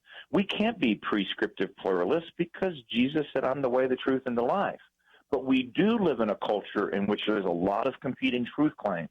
And we can't choose to suddenly go into a different culture where there's not, right? So it's true that our kids need to learn how to be descriptive pluralists. In other words, to live according to the truth of the Christian worldview in a reality where at a degree that you and I didn't even growing up, Kerby, will encounter so many different belief systems and so many different worldviews. So, for us, for me, it would have been kind of abnormal to run into a Hindu or to run into a New Ager in kind of the way that I was raised. But I tell you what, for these kids, it's quite normal, if not in person, then also online. So we've got to be able to navigate not only what the truth claims of the Bible are, but students need to understand and be able to converse with and articulate that truth to others who really hold deeply to what they think is true, even if it's not. Again, the book is entitled A Student's Guide to Culture, about 160 pages of content, about 180 all over. And again, it is available along with, as I would encourage you to get, a practical guide to culture. We have a link to that, so you can get it in paperback or Kindle. It's published by David C. Crook. You probably can find it in your local bookstore, but we also have a link to breakpoint.org. And let's, if we can, talk about that for just a minute before we let you go, because, John, every day people can see some of the things that are happening in the news and get a biblical content and biblical perspective on that. Of course, then you have additional material that you make available through The Point. Some of the people that you work with, Glenn Sunshine, he was just on the program with us the other day, and others that we've mentioned. And then, of course, you have this Wilberforce weekend coming up in May. So talk about what's available on the website and how people can connect up with you. Well, listen, we are just carrying on this kind of mandate from our founder, Chuck Colson, to help Christians engage the culture with clarity and with confidence and with courage. And so everything we do there, and you've mentioned a number of those things, the daily content, just kind of a daily dose of sanity, a daily dose of Christian worldview about one of the headlines that either Christians need to know about or need to understand with a greater degree of biblical clarity. And then our Wilberforce Weekend Conference is a lot of fun. It's every May. It's in Washington, D.C. It's kind of our family reunion. About 1,000 people gather, and we think, about what's happening in the culture and hear from some terrific experts. This year, we're trying to deal with a myth of our culture that truth and love can't fit together, that if you say this is true, you're not being loving. And, if you say, I'm going to be loving, it's because you're not going to ever get to the truth. And truth and love are together because truth and love come to us in the form ultimately of a person, Jesus Christ. And so we're going to wrestle with what it means to hold truth and love together. And as you mentioned before, we honor someone with the Wilberforce Award. That's an award given to someone who exhibits the spirit and life and effectiveness of a William Wilberforce, kind of a modern-day William Wilberforce. And Pastor Bob Fu, who's been the founder and president of China Aid, the leading advocate for persecuted Christians in China, is going to be there. And he's just a remarkable man with a remarkable story. And, you don't always plan these things, but I tell you what, given what's happening in China right now and the crackdowns that are happening against religious minorities across the country, the timing here couldn't be better to bring attention to that. So we're real excited about that, and that'll be in May. And again, all of that you can find at breakpoint.org. Subscribe there to our daily email. You can catch us on podcast. A lot of our folks listen to us on podcast, and hopefully it's a way to bring that kind of clarity, conviction, and courage into our daily lives. And I might just mention we have a link to John Stonestreet's Facebook page and his Twitter feed as well as to the website. So it's all available at our website, pointofview.net. And John Stonestreet, always great to have you on the program, and look forward to the next opportunity. Hey, thank you so much, Kerby. Appreciate you, my friend. Going to take a break, and when we come back, we're going to talk a little bit about this idea of entertainment. Benjamin Dane will be in studio with us, and we'll talk about his faith story, quite a powerful story. You've seen him perhaps in the film JFK by Oliver Stone, or maybe in some of the different plays, C.S. Lewis's Silver Chair, and even more recently involved in a production called Beyond the Farthest Star. So we'll talk about that, as well as many others, but thought we'd hear from him for a little bit while he's in studio, and then we'll get back into the issues in the news, because we have a lot to cover, and we will do so right after these important messages. We live in a digital generation. Point of View is reaching this often overly plugged-in generation with truth. You can keep up with us 24 hours a day using your phone, your tablet, your laptop, or your desktop. Search for the Point of View Radio Talk Show on Facebook, where you can keep up with today's issues, learn about current and upcoming guests by liking us on Facebook. Also, follow us on Twitter. Our handle is @PointOfViewRTS. That stands for Point of View Radio Talk Show. Learn, interact, make a difference with Point of View using new media. And here's one way you can make a big difference. Help us increase our reach by spreading the word among your friends. Share a Facebook post. Tag us in a tweet. With enough joining us to plant seeds, we'll see a tremendous harvest. Come on, it only takes a minute. Search for Point of View Radio Talk Show on Facebook. at Point of View RTS on Twitter, and subscribe to the Point of View Radio Talk Show channel on YouTube. Learn, interact, share. The Point of View Radio Talk Show. Point of View will continue after this.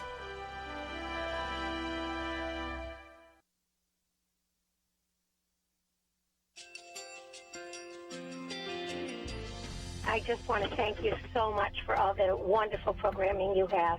You're just absolutely fantastic. I recently started listening to Point of View, and I really found it interesting because of the different subjects you cover. Thank you for that.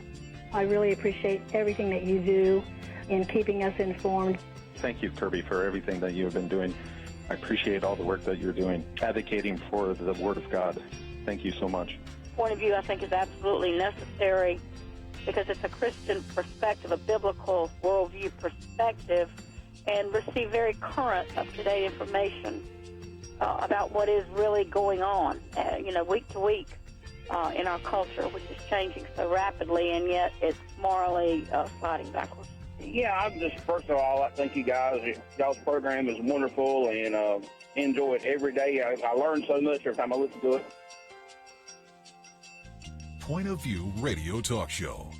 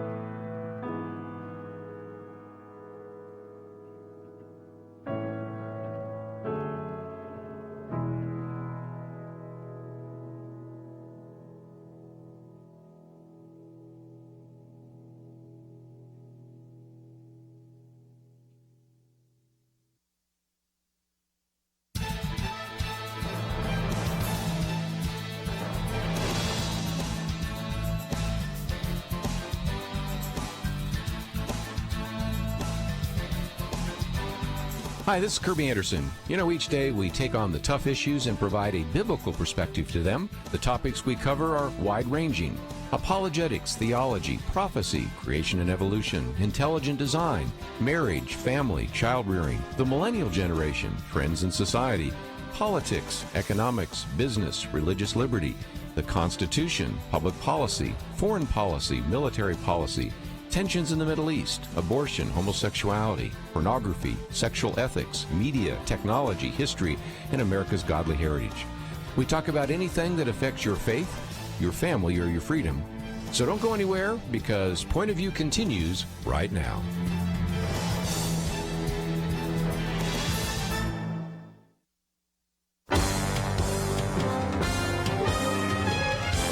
Across America, live. This is Point of View.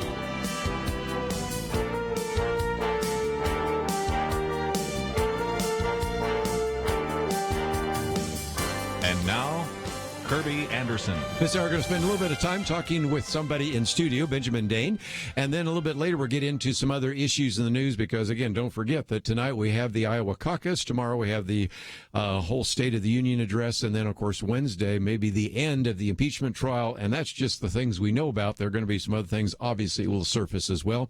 Going to talk about the coronavirus a little bit more, some of the concerns out of China, as well as some of the conflict in the Democrat Party. But before we do that, I am privileged to have in studio with us an actor that you perhaps have seen before, an individual that Benjamin actually started with the Dallas Community Theater, I understand, and originated the role in the highly successful The Promise.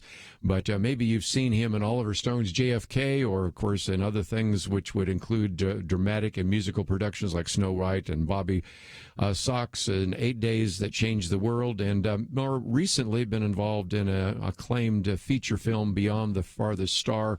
And I think we also have one on First Lady or some others. So just all sorts of things that we are going to be talking about. But Benjamin, thank you for being with us today here in studio. This is a joy.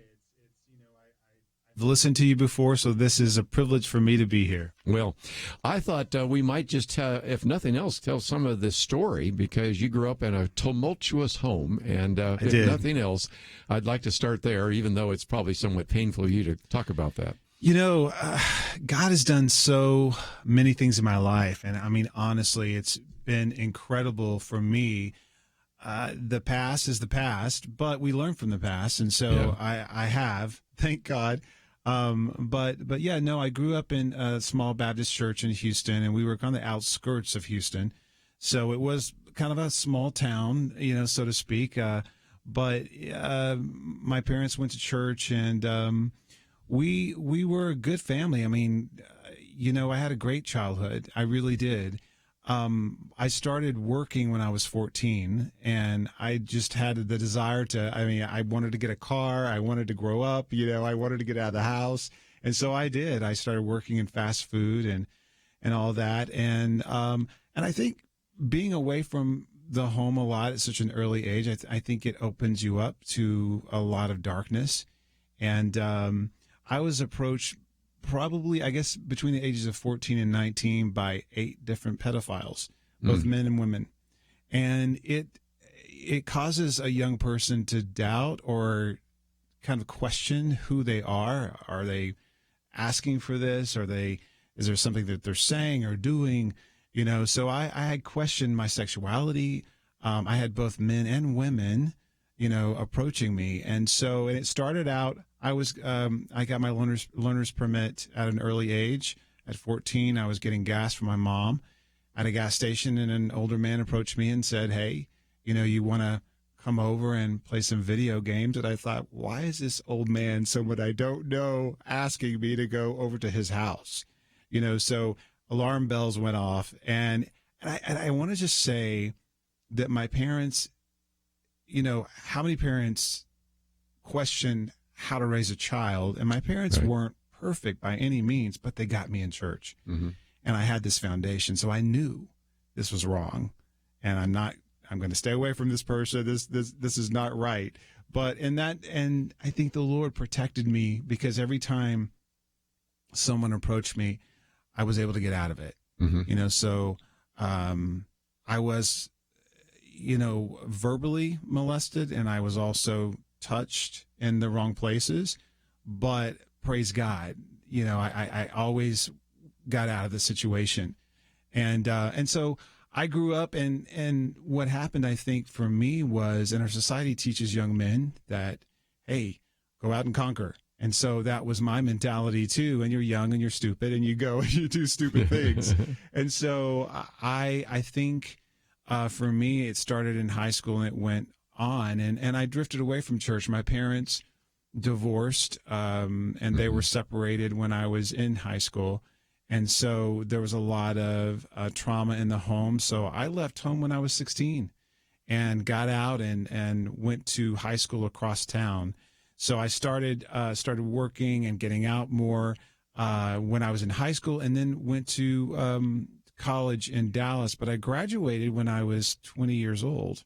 I got an associate's degree and started in working as in advertising at a department store in West Texas, in Lubbock. Oh, how about that? And had to do it all, And I was so young, but I had to write the commercials, and I had to direct the TV spots, and I had to, work on the radio spots and draw all the fashions and the shoes and the housewares and the plates and, all that stuff.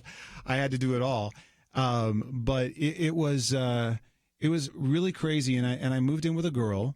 And I was in a car, and I was actually going to see her in Dallas. And so I was driving, and she was over at her parents, and the car, it was my brand new Honda Accord that I worked so hard for. And I worked so hard for this car, and I thought I had arrived, but you're young and, again, stupid. So I was driving, and I lost control of the car, and it's fishtailed on some loose gravel. It flipped up, and I rolled in the air, flipped over in the air 5 times, and then I hit the ground pavement and rolled. Wasn't wearing a seatbelt. Oh dear. So I when the car settled, I crawled out of the car, and my dog was with me. So I grabbed him because he was a little upset. Yeah, he shot out. I grabbed him, pulled him back in, and I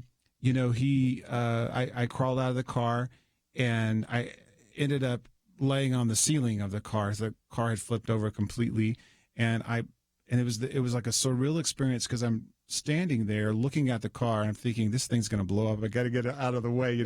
All the movies that I've seen, and so I'm standing there, and these people start coming on either side of me, and there's just these people. It was something out of Twilight Zone or something. It was just but you're in shock, and you're not thinking, or you don't realize people are there, and then all of a sudden they are. And so I hear the murmuring around me, and the people are saying, someone needs to go get them out of the car. Someone needs to go see if they're alive. Someone, and I'm like, that's my car. It's me. That's my car. And the guy looks over at me. Well, I didn't know what I looked like, but I had a big gash in my under my hair, and it was flooding my face. I was wearing a white T-shirt, so it was blood soaked. Oh dear. And I had blood running down both arms. And so the guy looks over at me and he goes, "Oh my gosh!" And he pushes me down on the pavement, and he's like, "Call the ambulance." So the ambulance comes, and I'm thinking, "Oh my gosh, how much is this going to cost me?" Yes, of course, yeah. I wasn't making much money, and the ambulance doors opened, and I kept thinking about my car, my beautiful brand new car, and it's just demolished. You can imagine. And so the paramedic says, "Well, sir, you don't understand. You weren't wearing a seatbelt." I said, "No." And she said, 95% of the people we attend to like this, where the car rolls, they're catapulted from the vehicle, and they're killed instantly. They're either hit, they hit their head, or their car rolls on top of them. And I'm like, yeah, but my car, that's what I'm concerned about, and how am I going to deal with this, So we're going to have a nice cliffhanger. So we're going to finish the rest of this as we talk with Benjamin Dane. All that coming up right after this.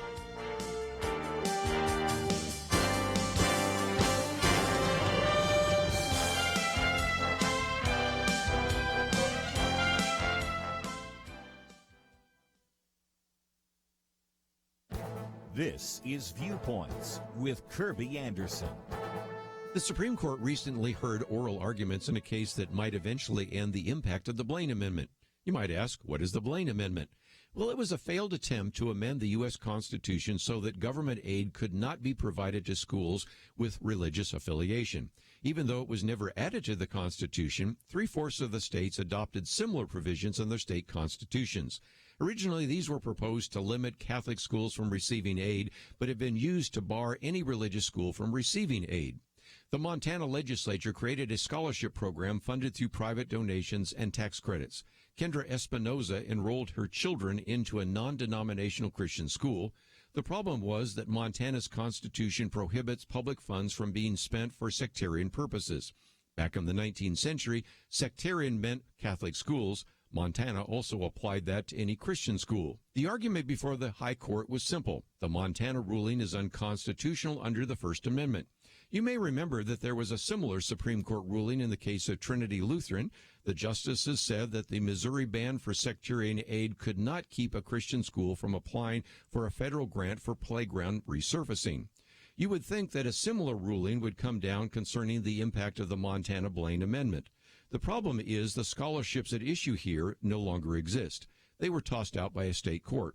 Therefore, the state of Montana can now argue that they aren't discriminating since neither secular nor religious people are receiving money. I hope the justices will ignore that technicality and rule against these pernicious Blaine amendments in state constitutions.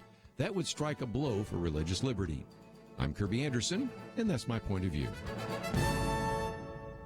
For a free copy of Kerby's booklet, A Biblical View on Anti-Semitism, go to viewpoints.info/anti-Semitism. Viewpoints.info/anti-Semitism.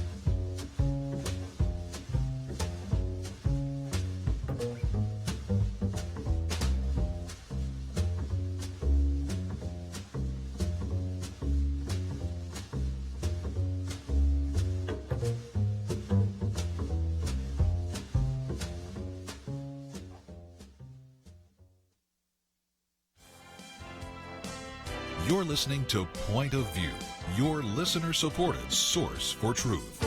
Back once again, and we have in studio with us for a little bit longer Benjamin Dane. And let me just mention that we also have a link to firstladymovie.com. We'll talk about that in just a minute. It's going to be in the theaters Valentine's Day, and that's coming up now. But we have you in the middle of a car crash. We got to talk about that for just a minute because you're worried about this a car that is now demolished, and they're saying you got blood all over you. You've got a blood-soaked T-shirt, and you're still worried about the car, right? And the cost. I am. How much is it going to cost me? Do I really need an ambulance? Because, that's going to be expensive. So all this happened, and they took me to, praise God, amazingly, there was no broken bones. I think I ended up with 21 stitches, wow. So it was incredible that I wasn't hurt more. Picked up my dog. The guy that pushed me down held on to my dog for me, so that's I amazing. was happy about that. But yeah, all that was stuff, a turning point, though, for you in terms of rededicating your life to Christ, right? It was. Yes. Right after, so I was 20 years old and had the responsibility of all this stuff at the department store. And so when I went back to work, I still had to draw everything, and my arm was in a sling and had stitches, and amazing. I still had to do the television commercial. Well, what happened is we had a television commercial that Monday morning when I got back in, so that's the first thing I had to go do. But when I got back and returning the merchandise back and everything in the store, I went back to my office and opened up the calendar, and we had a calendar of all the ads that had to be out that day, and it was a little after 12, and they were coming at 2:00 to pick up from the newspaper to pick up the ads. Well, I opened it up, and for some reason, the insurance company had just called and said, we're not going to total your car. And so I'm thinking, what? How am I going to get a car? If you're not going to total the car, how can I drive around in that? So but my mind went blank and I couldn't think of anything, and it just so freaked me out that I was always, the guy in control. In control. And so I called my boss, said, please get over here. He comes over and he's, he says, just go home. And I slept for 14 hours, but there was the girl I was living with there at the apartment. And, I didn't want to deal with her, and I knew it wasn't right. I knew I wasn't going to marry this girl. I was invited to church. I started going to church, and the pastor's wife told a story actually about a boy or young man my age. His name was Ben. She didn't know me, and he was killed. And when she told the story, and she said, did he have his life right with the Lord? It so hit me. It all came to me at that moment, everything that I'd gone through, and that I could have been killed in that car accident. And then so I gave my life to the Lord. I rededicated my life, and it's been amazing ever since. But here's the thing that I know is that in Psalms 91, verse 4, it talks about how the Lord will shield us with his wings, shelter us with his feathers, and that his promises are our armor and our protection. And that so is true, because when you look over your life, you can see that the Lord had me in his hands the whole time. When I was tumbling in that car, the glass is shattering, my head's hitting, he had me cupped in his hands. And then all through those different times, the predators were coming, for me. When I was a kid, he had me in his hands, and he rescued me every single time.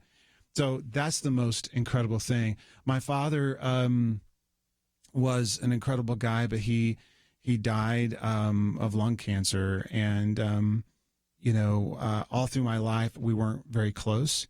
But on my father's deathbed, I would go and read him scriptures. And I knew I had to do this. I knew I had to just reach out to him.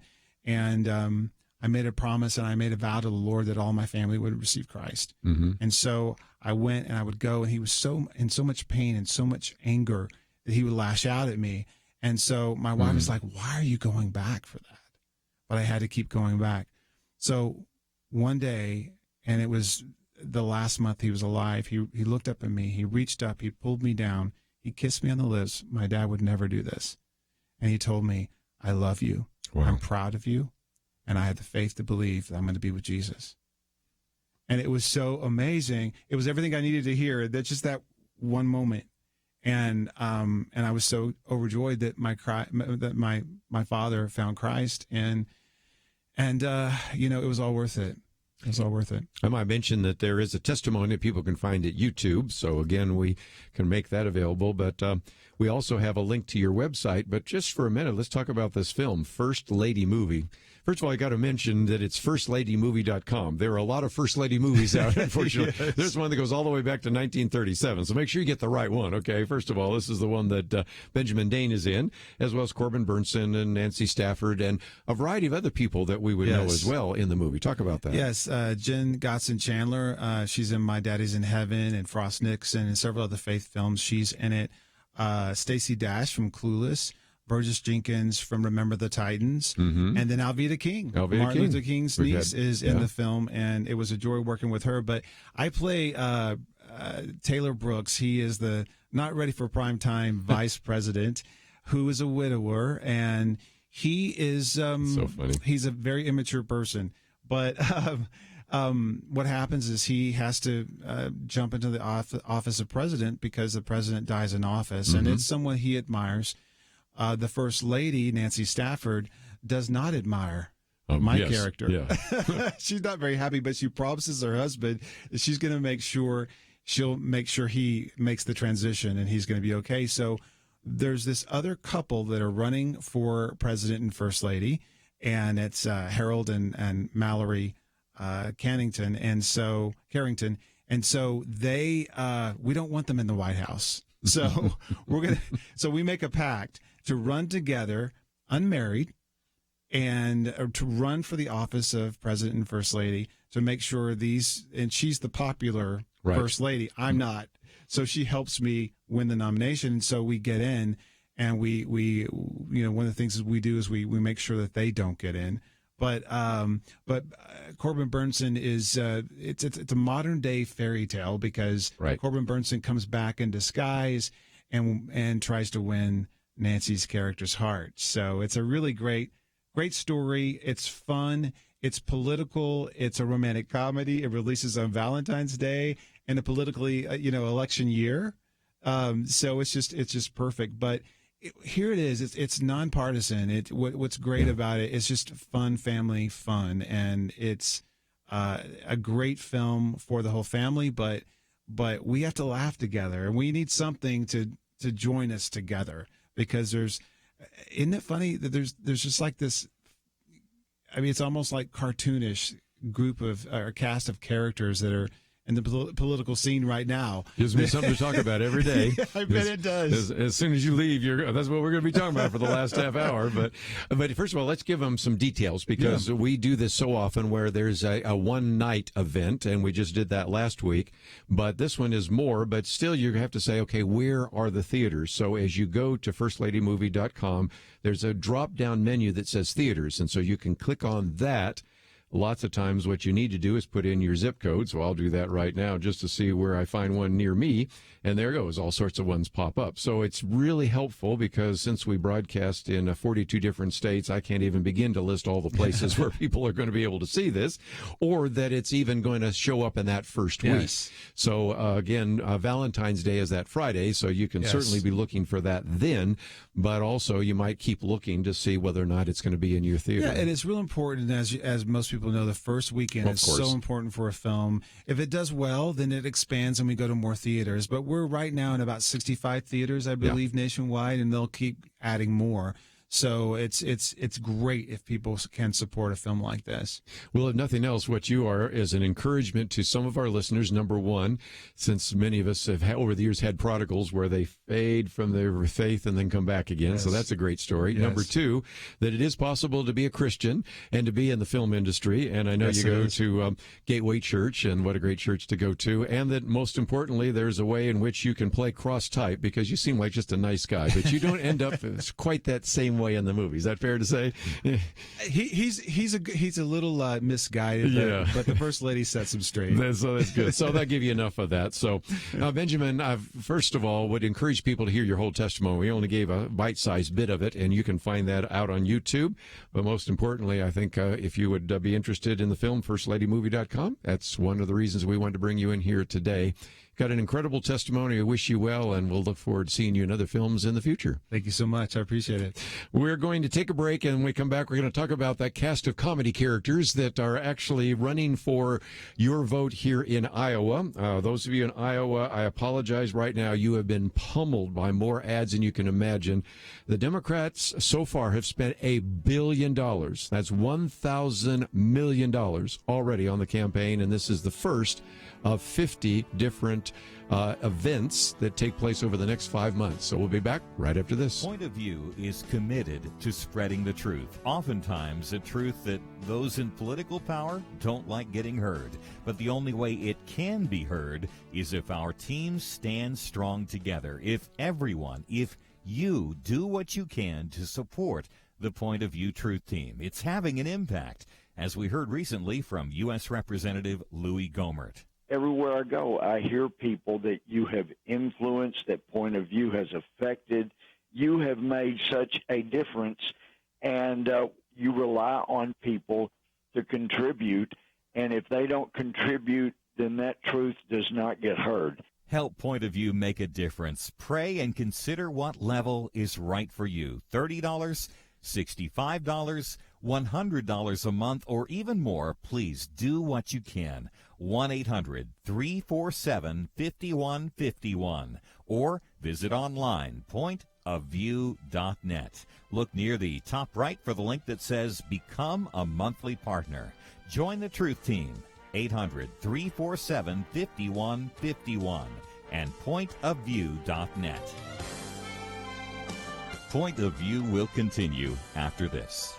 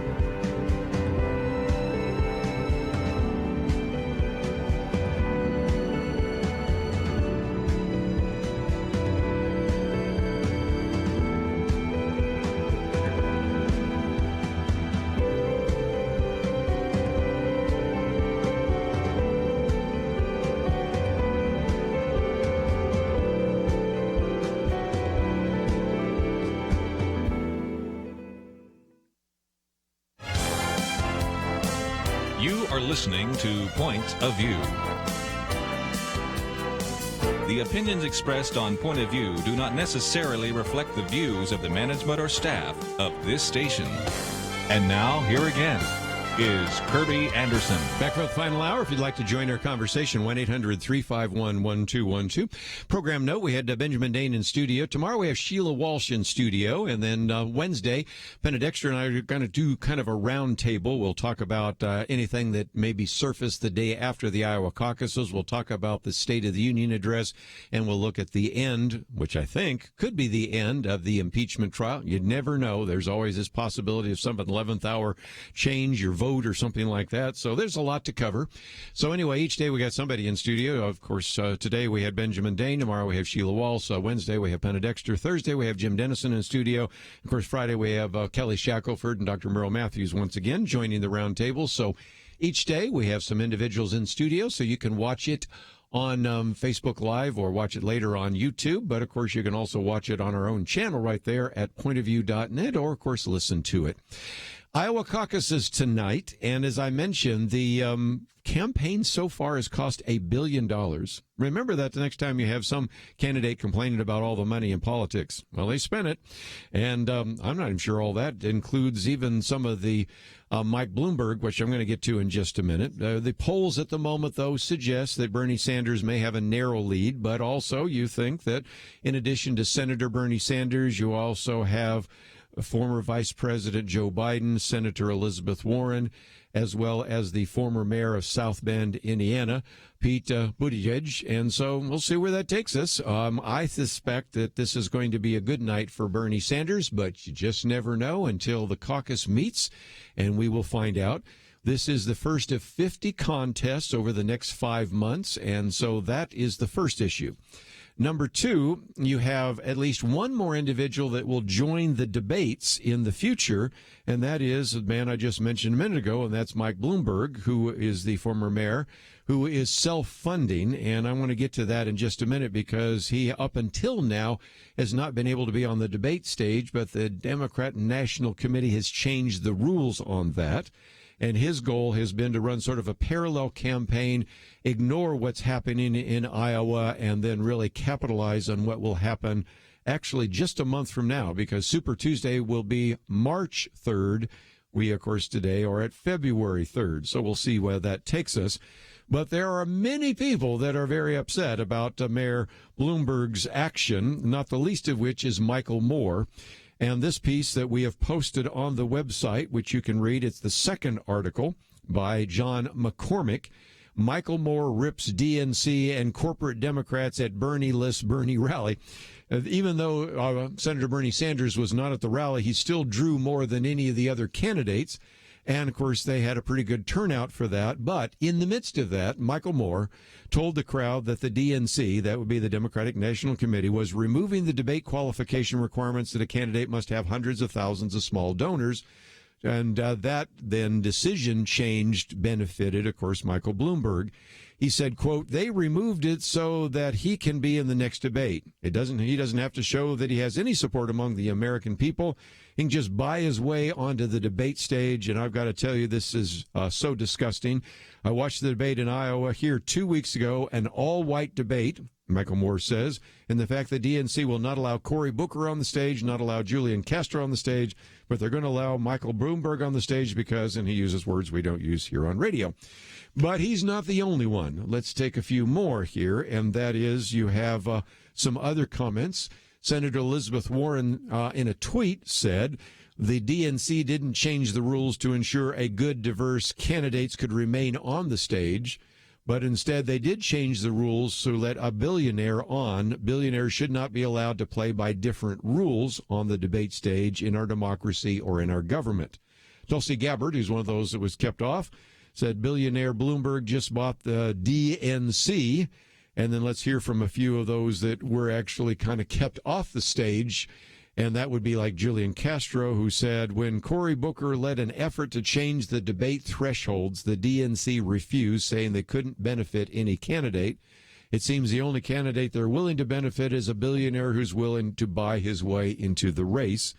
And even Bernie Sanders said, here is just a good example of the definition of a rigged system. So the Democrats are not real happy about that change. Of course, the debate will take place in the future, and when it does, I think I can make a prediction that when they introduce former Mayor Michael Bloomberg, in addition to some cheers, there's probably going to be some boos. And I'm sure the other candidates are going to make a big deal about that. But since we've been a little hard on former Mayor Mike Bloomberg, let's at least give him his props for just a minute. And Kevin Williamson's written a piece called He Has a Plan for That. And he points out that if there's been a catchphrase for Senator Elizabeth Warren for these many months, it's been, I have a plan for that. And matter of fact, it's almost like she trademarked the name and the phrase because she uses it all the time. But Kevin Williamson says, never mind that my National Review colleagues have pointed out that Elizabeth Warren's plans are, and this is the list he has, silly, shallow, meretricious, unworkable, unlikely, a word I probably can't use, taken seriously by no one. The point isn't that the plan will work or even that it would be even implemented. The point he's making is she has plans, but she never really planned to implement them, which is why Kevin Williamson said, okay, I've got a question. Isn't Mayor Bloomberg the kind of candidate some of you in the Democratic Party have always wanted to have? Because he points out that former New York City Mayor Michael Bloomberg has plans too, but unlike Warren, Sanders, Biden, whatever, he has a pretty good track record of bringing those plans to fruition. Now, again, there are a lot of reasons why those of us sitting around this table, especially on our weekend edition, would disagree with Michael Bloomberg. Okay, so don't see this as an endorsement. But I think Kevin Williamson is honest enough to say, look, let's look at his track record. When he became mayor, the murder rates went down, school graduation rates went up. His government almost always ran surpluses. He balanced the budget, things that we want people to do. And so the question that Kevin Williamson asked is, well, what is the case that they're making against him? That he's a billionaire interloper who won't wait his turn? And he said it's not very difficult to think of examples of very wealthy men being poor performers in political office. And there's something maybe a little displeasing about a rich man building a political campaign on his personal fortune. So he understands that. But again, he says, isn't that the kind of guy that maybe some of the leaders in the Democratic National Committee wanted? Now, he points out that not that Bloomberg is going to beat Donald Trump if he were to get the nomination. He says, for example, his views on abortion, gun rights, you can go through a long list, are sufficient for a lot of Republicans to say, we're kind of happy with what President Donald Trump's done, and we're not really interested in voting for someone else. But again, he ends with this very good question. Isn't Mayor Bloomberg exactly the kind of guy progressives and independents always say they want? Pragmatic, non-ideological, results-oriented, and bipartisan enough that he's already been elected as a Republican and an independent. Then he puts in libertarians, you get your time next time. But, I mean, the bottom line is that, this man has a plan, but in the past, he's really done pretty well in many ways of implementing some of those plans, and yet I'm not surprised if he gets booed off the stage at the next debate, but that's in the future, so let's focus on tomorrow night. We have a speech by the president. This is going to be interesting. It's not the first time an impeached president has given a speech before Congress. Back in 1999, we might remember that Bill Clinton was in the midst of an impeachment trial. Essentially, the one for Donald Trump is over, and many people thought it would have been over the weekend or today, but closing arguments given today by the president's lawyers, so a vote won't take place till Wednesday. So technically, he still will be under the cloud of impeachment, and so he'll be standing before Congress tomorrow night as he asks a bitterly divided America for a second term. Now, so far, the senior officials have been pretty tight-lipped about what that is. He's referred to the impeachment as a witch hunt. Will he say that tomorrow night? I don't know. He certainly will spend a fair amount of time highlighting the economy's strength, low unemployment rate, stressed how it has helped blue-collar workers and the middle class.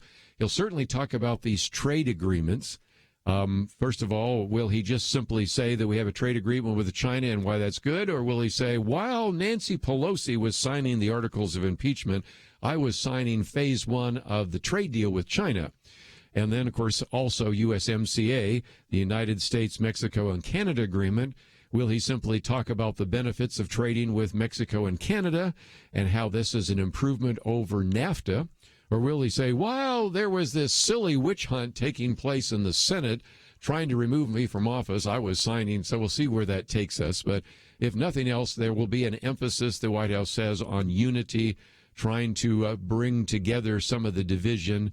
But he's also going to push some of his issues. Certainly immigration is one of those, and building a wall and talking about where that's going, even passing legislation to encourage traditional public schools and others to provide for alternatives and maybe even mandatory paid leave for federal workers. So we'll see. We'll have to wait till tomorrow night, but it will be interesting. Got a lot more to cover. We'll do so right after this.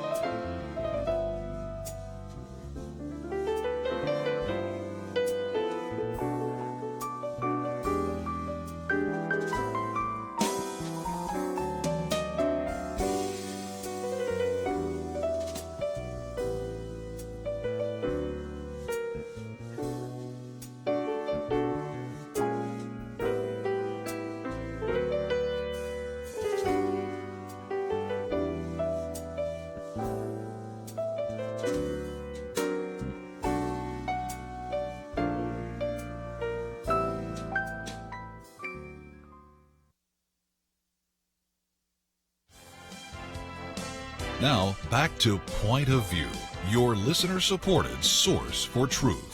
Back for a few more minutes while we're talking about the election. I won't spend a lot of time on this, but Derek Hunter, I think, really capsulizes some of this in a very good column that came out. Democrats' election strategy, call everyone a moron. Now, he does spend a little bit of time talking about something we talked about the other day, where on CNN, Don Lemon is with Rick Wilson and Wahaji Ali, in which they're making fun of Trump supporters. And we talked about that with a kind of Southern hick accent, talking about, well, you elitist and your geography and your maps and your math and your reading and all that kind of stuff. And he's just making fun of all that. In the midst of that, you know, Don Lemon is laughing.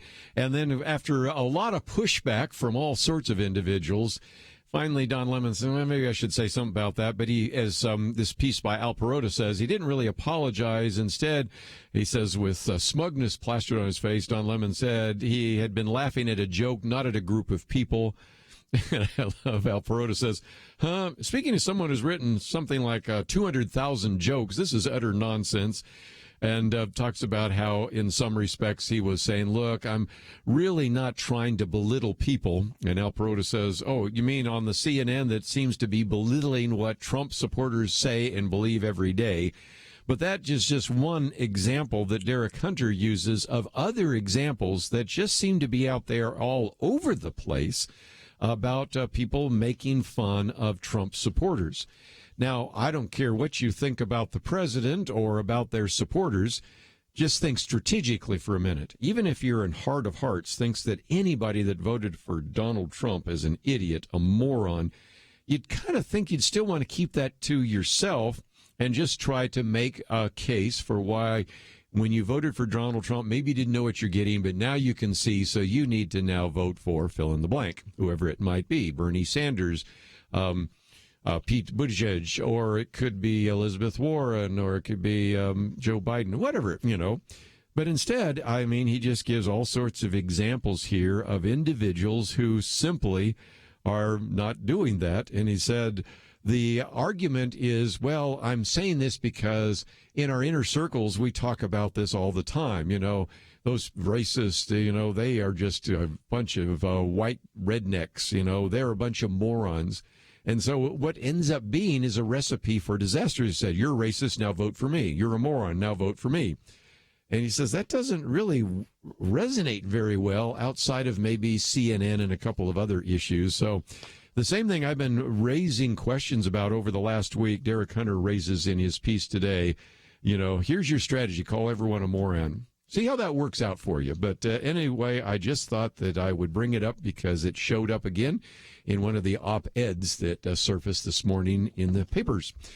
But before we run out of time, the first article here is a fairly lengthy one, which is about the coronavirus. This is beginning to be quite a disaster, and for a couple of reasons. First of all, I want to talk about, for about 2 or 3 minutes, this very lengthy article, which you can read its in entirety. And it's really helpful because in just a minute, those of you watching online, I'll show you some of the graphs and charts that help us understand this. But it's now very clear as they tell a story about this 76-year-old who decided to attend a government event because, after all, it was the Chinese New Year, that now he and his daughter are among 14,000 people infected. Now the numbers, by the way, are up to 17,000, but that when this was written was 14,000. At that time, it killed over 300 people, and the numbers are going up all the time. And it's becoming very clear, as we have talked about on this program, and as I have a commentary coming out later in this week, that as this title says, early missteps and state secrecy in China probably allowed the coronavirus to spread faster and farther. And so that is a real disaster in and of itself.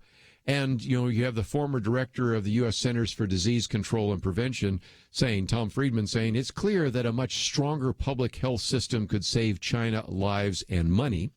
But I wanted to make this available to you because it's got some of the best charts here. For those of you watching online can see a picture of China where all of the hot spots and confirmed cases are in China. The next chart actually has a very good documentation for what is happening around the world. And then if you want to see how quickly the cases actually spiked and are continuing to go up, you can see what has happened there. So it goes through this in incredible detail and reminds us that at first there were those in Wuhan who were simply being reported as having maybe fever and coughs. But very quickly, some of the doctors were concerned that this was something a little bit different. And, of course, now we know, and relatively early on we knew that this new coronavirus has about 87% of its genetic similarity to SARS. Remember what SARS was? That was severe acute respiratory syndrome. In my column that's coming out later this week, I point out that over 700 people in 34 different countries died. This one is going to be much more virulent in that the case. And so even at the end of 2019, we already had a number of cases being reported, and yet not much was being done. And so the concern is that then by January 9th, you had 59 cases, and that's when China for sure had isolated the genomic sequence and recognized that it not only had a lot of parallel to SARS, but also to MERS, which is the Middle East Respiratory Syndrome. And, of course, now you have individuals that are pulmonologists and others who are trying to get the information out, and eventually Beijing began to cooperate. But that's what happens oftentimes when you have a country that is engaging in censorship. And my commentary later this week is simply asking kind of a trivia question. Why was the 1918 influenza pandemic referred to as the Spanish virus and the Spanish flu? Because it actually started in France and also a little bit in China. Well, it so happens that because of World War II, there was censorship, so it wasn't until one of the royal family in Spain that got the Spanish flu did it then come to be known as the Spanish flu, which eventually killed 50 million people. You know, even at a time when thousands of people were dying, I document statements being made by people, even in this country, that it's just the same old chills and fever, and just is horrendous. Which leads us to one other piece by Michael Dougherty, The Coronavirus Plague and Social Media, because he points out that now you're just starting to have people say, well, who can I trust, especially when you've got censorship. And so you got all sorts of false rumors out there that Shanghai has been entirely shut down, that Wuhan, that city has been half evacuated. Not really. This is a city that is larger than New York City or London, that it has traces of HIV and all sorts of things. But the problem is that he says even though they're good-hearted and decent people on social media urging restraint, these contagious viruses induce panic. And so that's part of the concern. And if nothing else, he says the human mind could be reassured and calmed in this way, but that doesn't work very well, especially when even in this country you're getting statements about what we're doing here is to monitor and contain the coronavirus by complementing China's efforts, when we know that China hasn't always been at the forefront of doing the right thing. So we will continue to follow this coronavirus. But I think one of the best articles I've seen, it's a very lengthy one, is the first article we've posted on the website. And so I would encourage you to read that.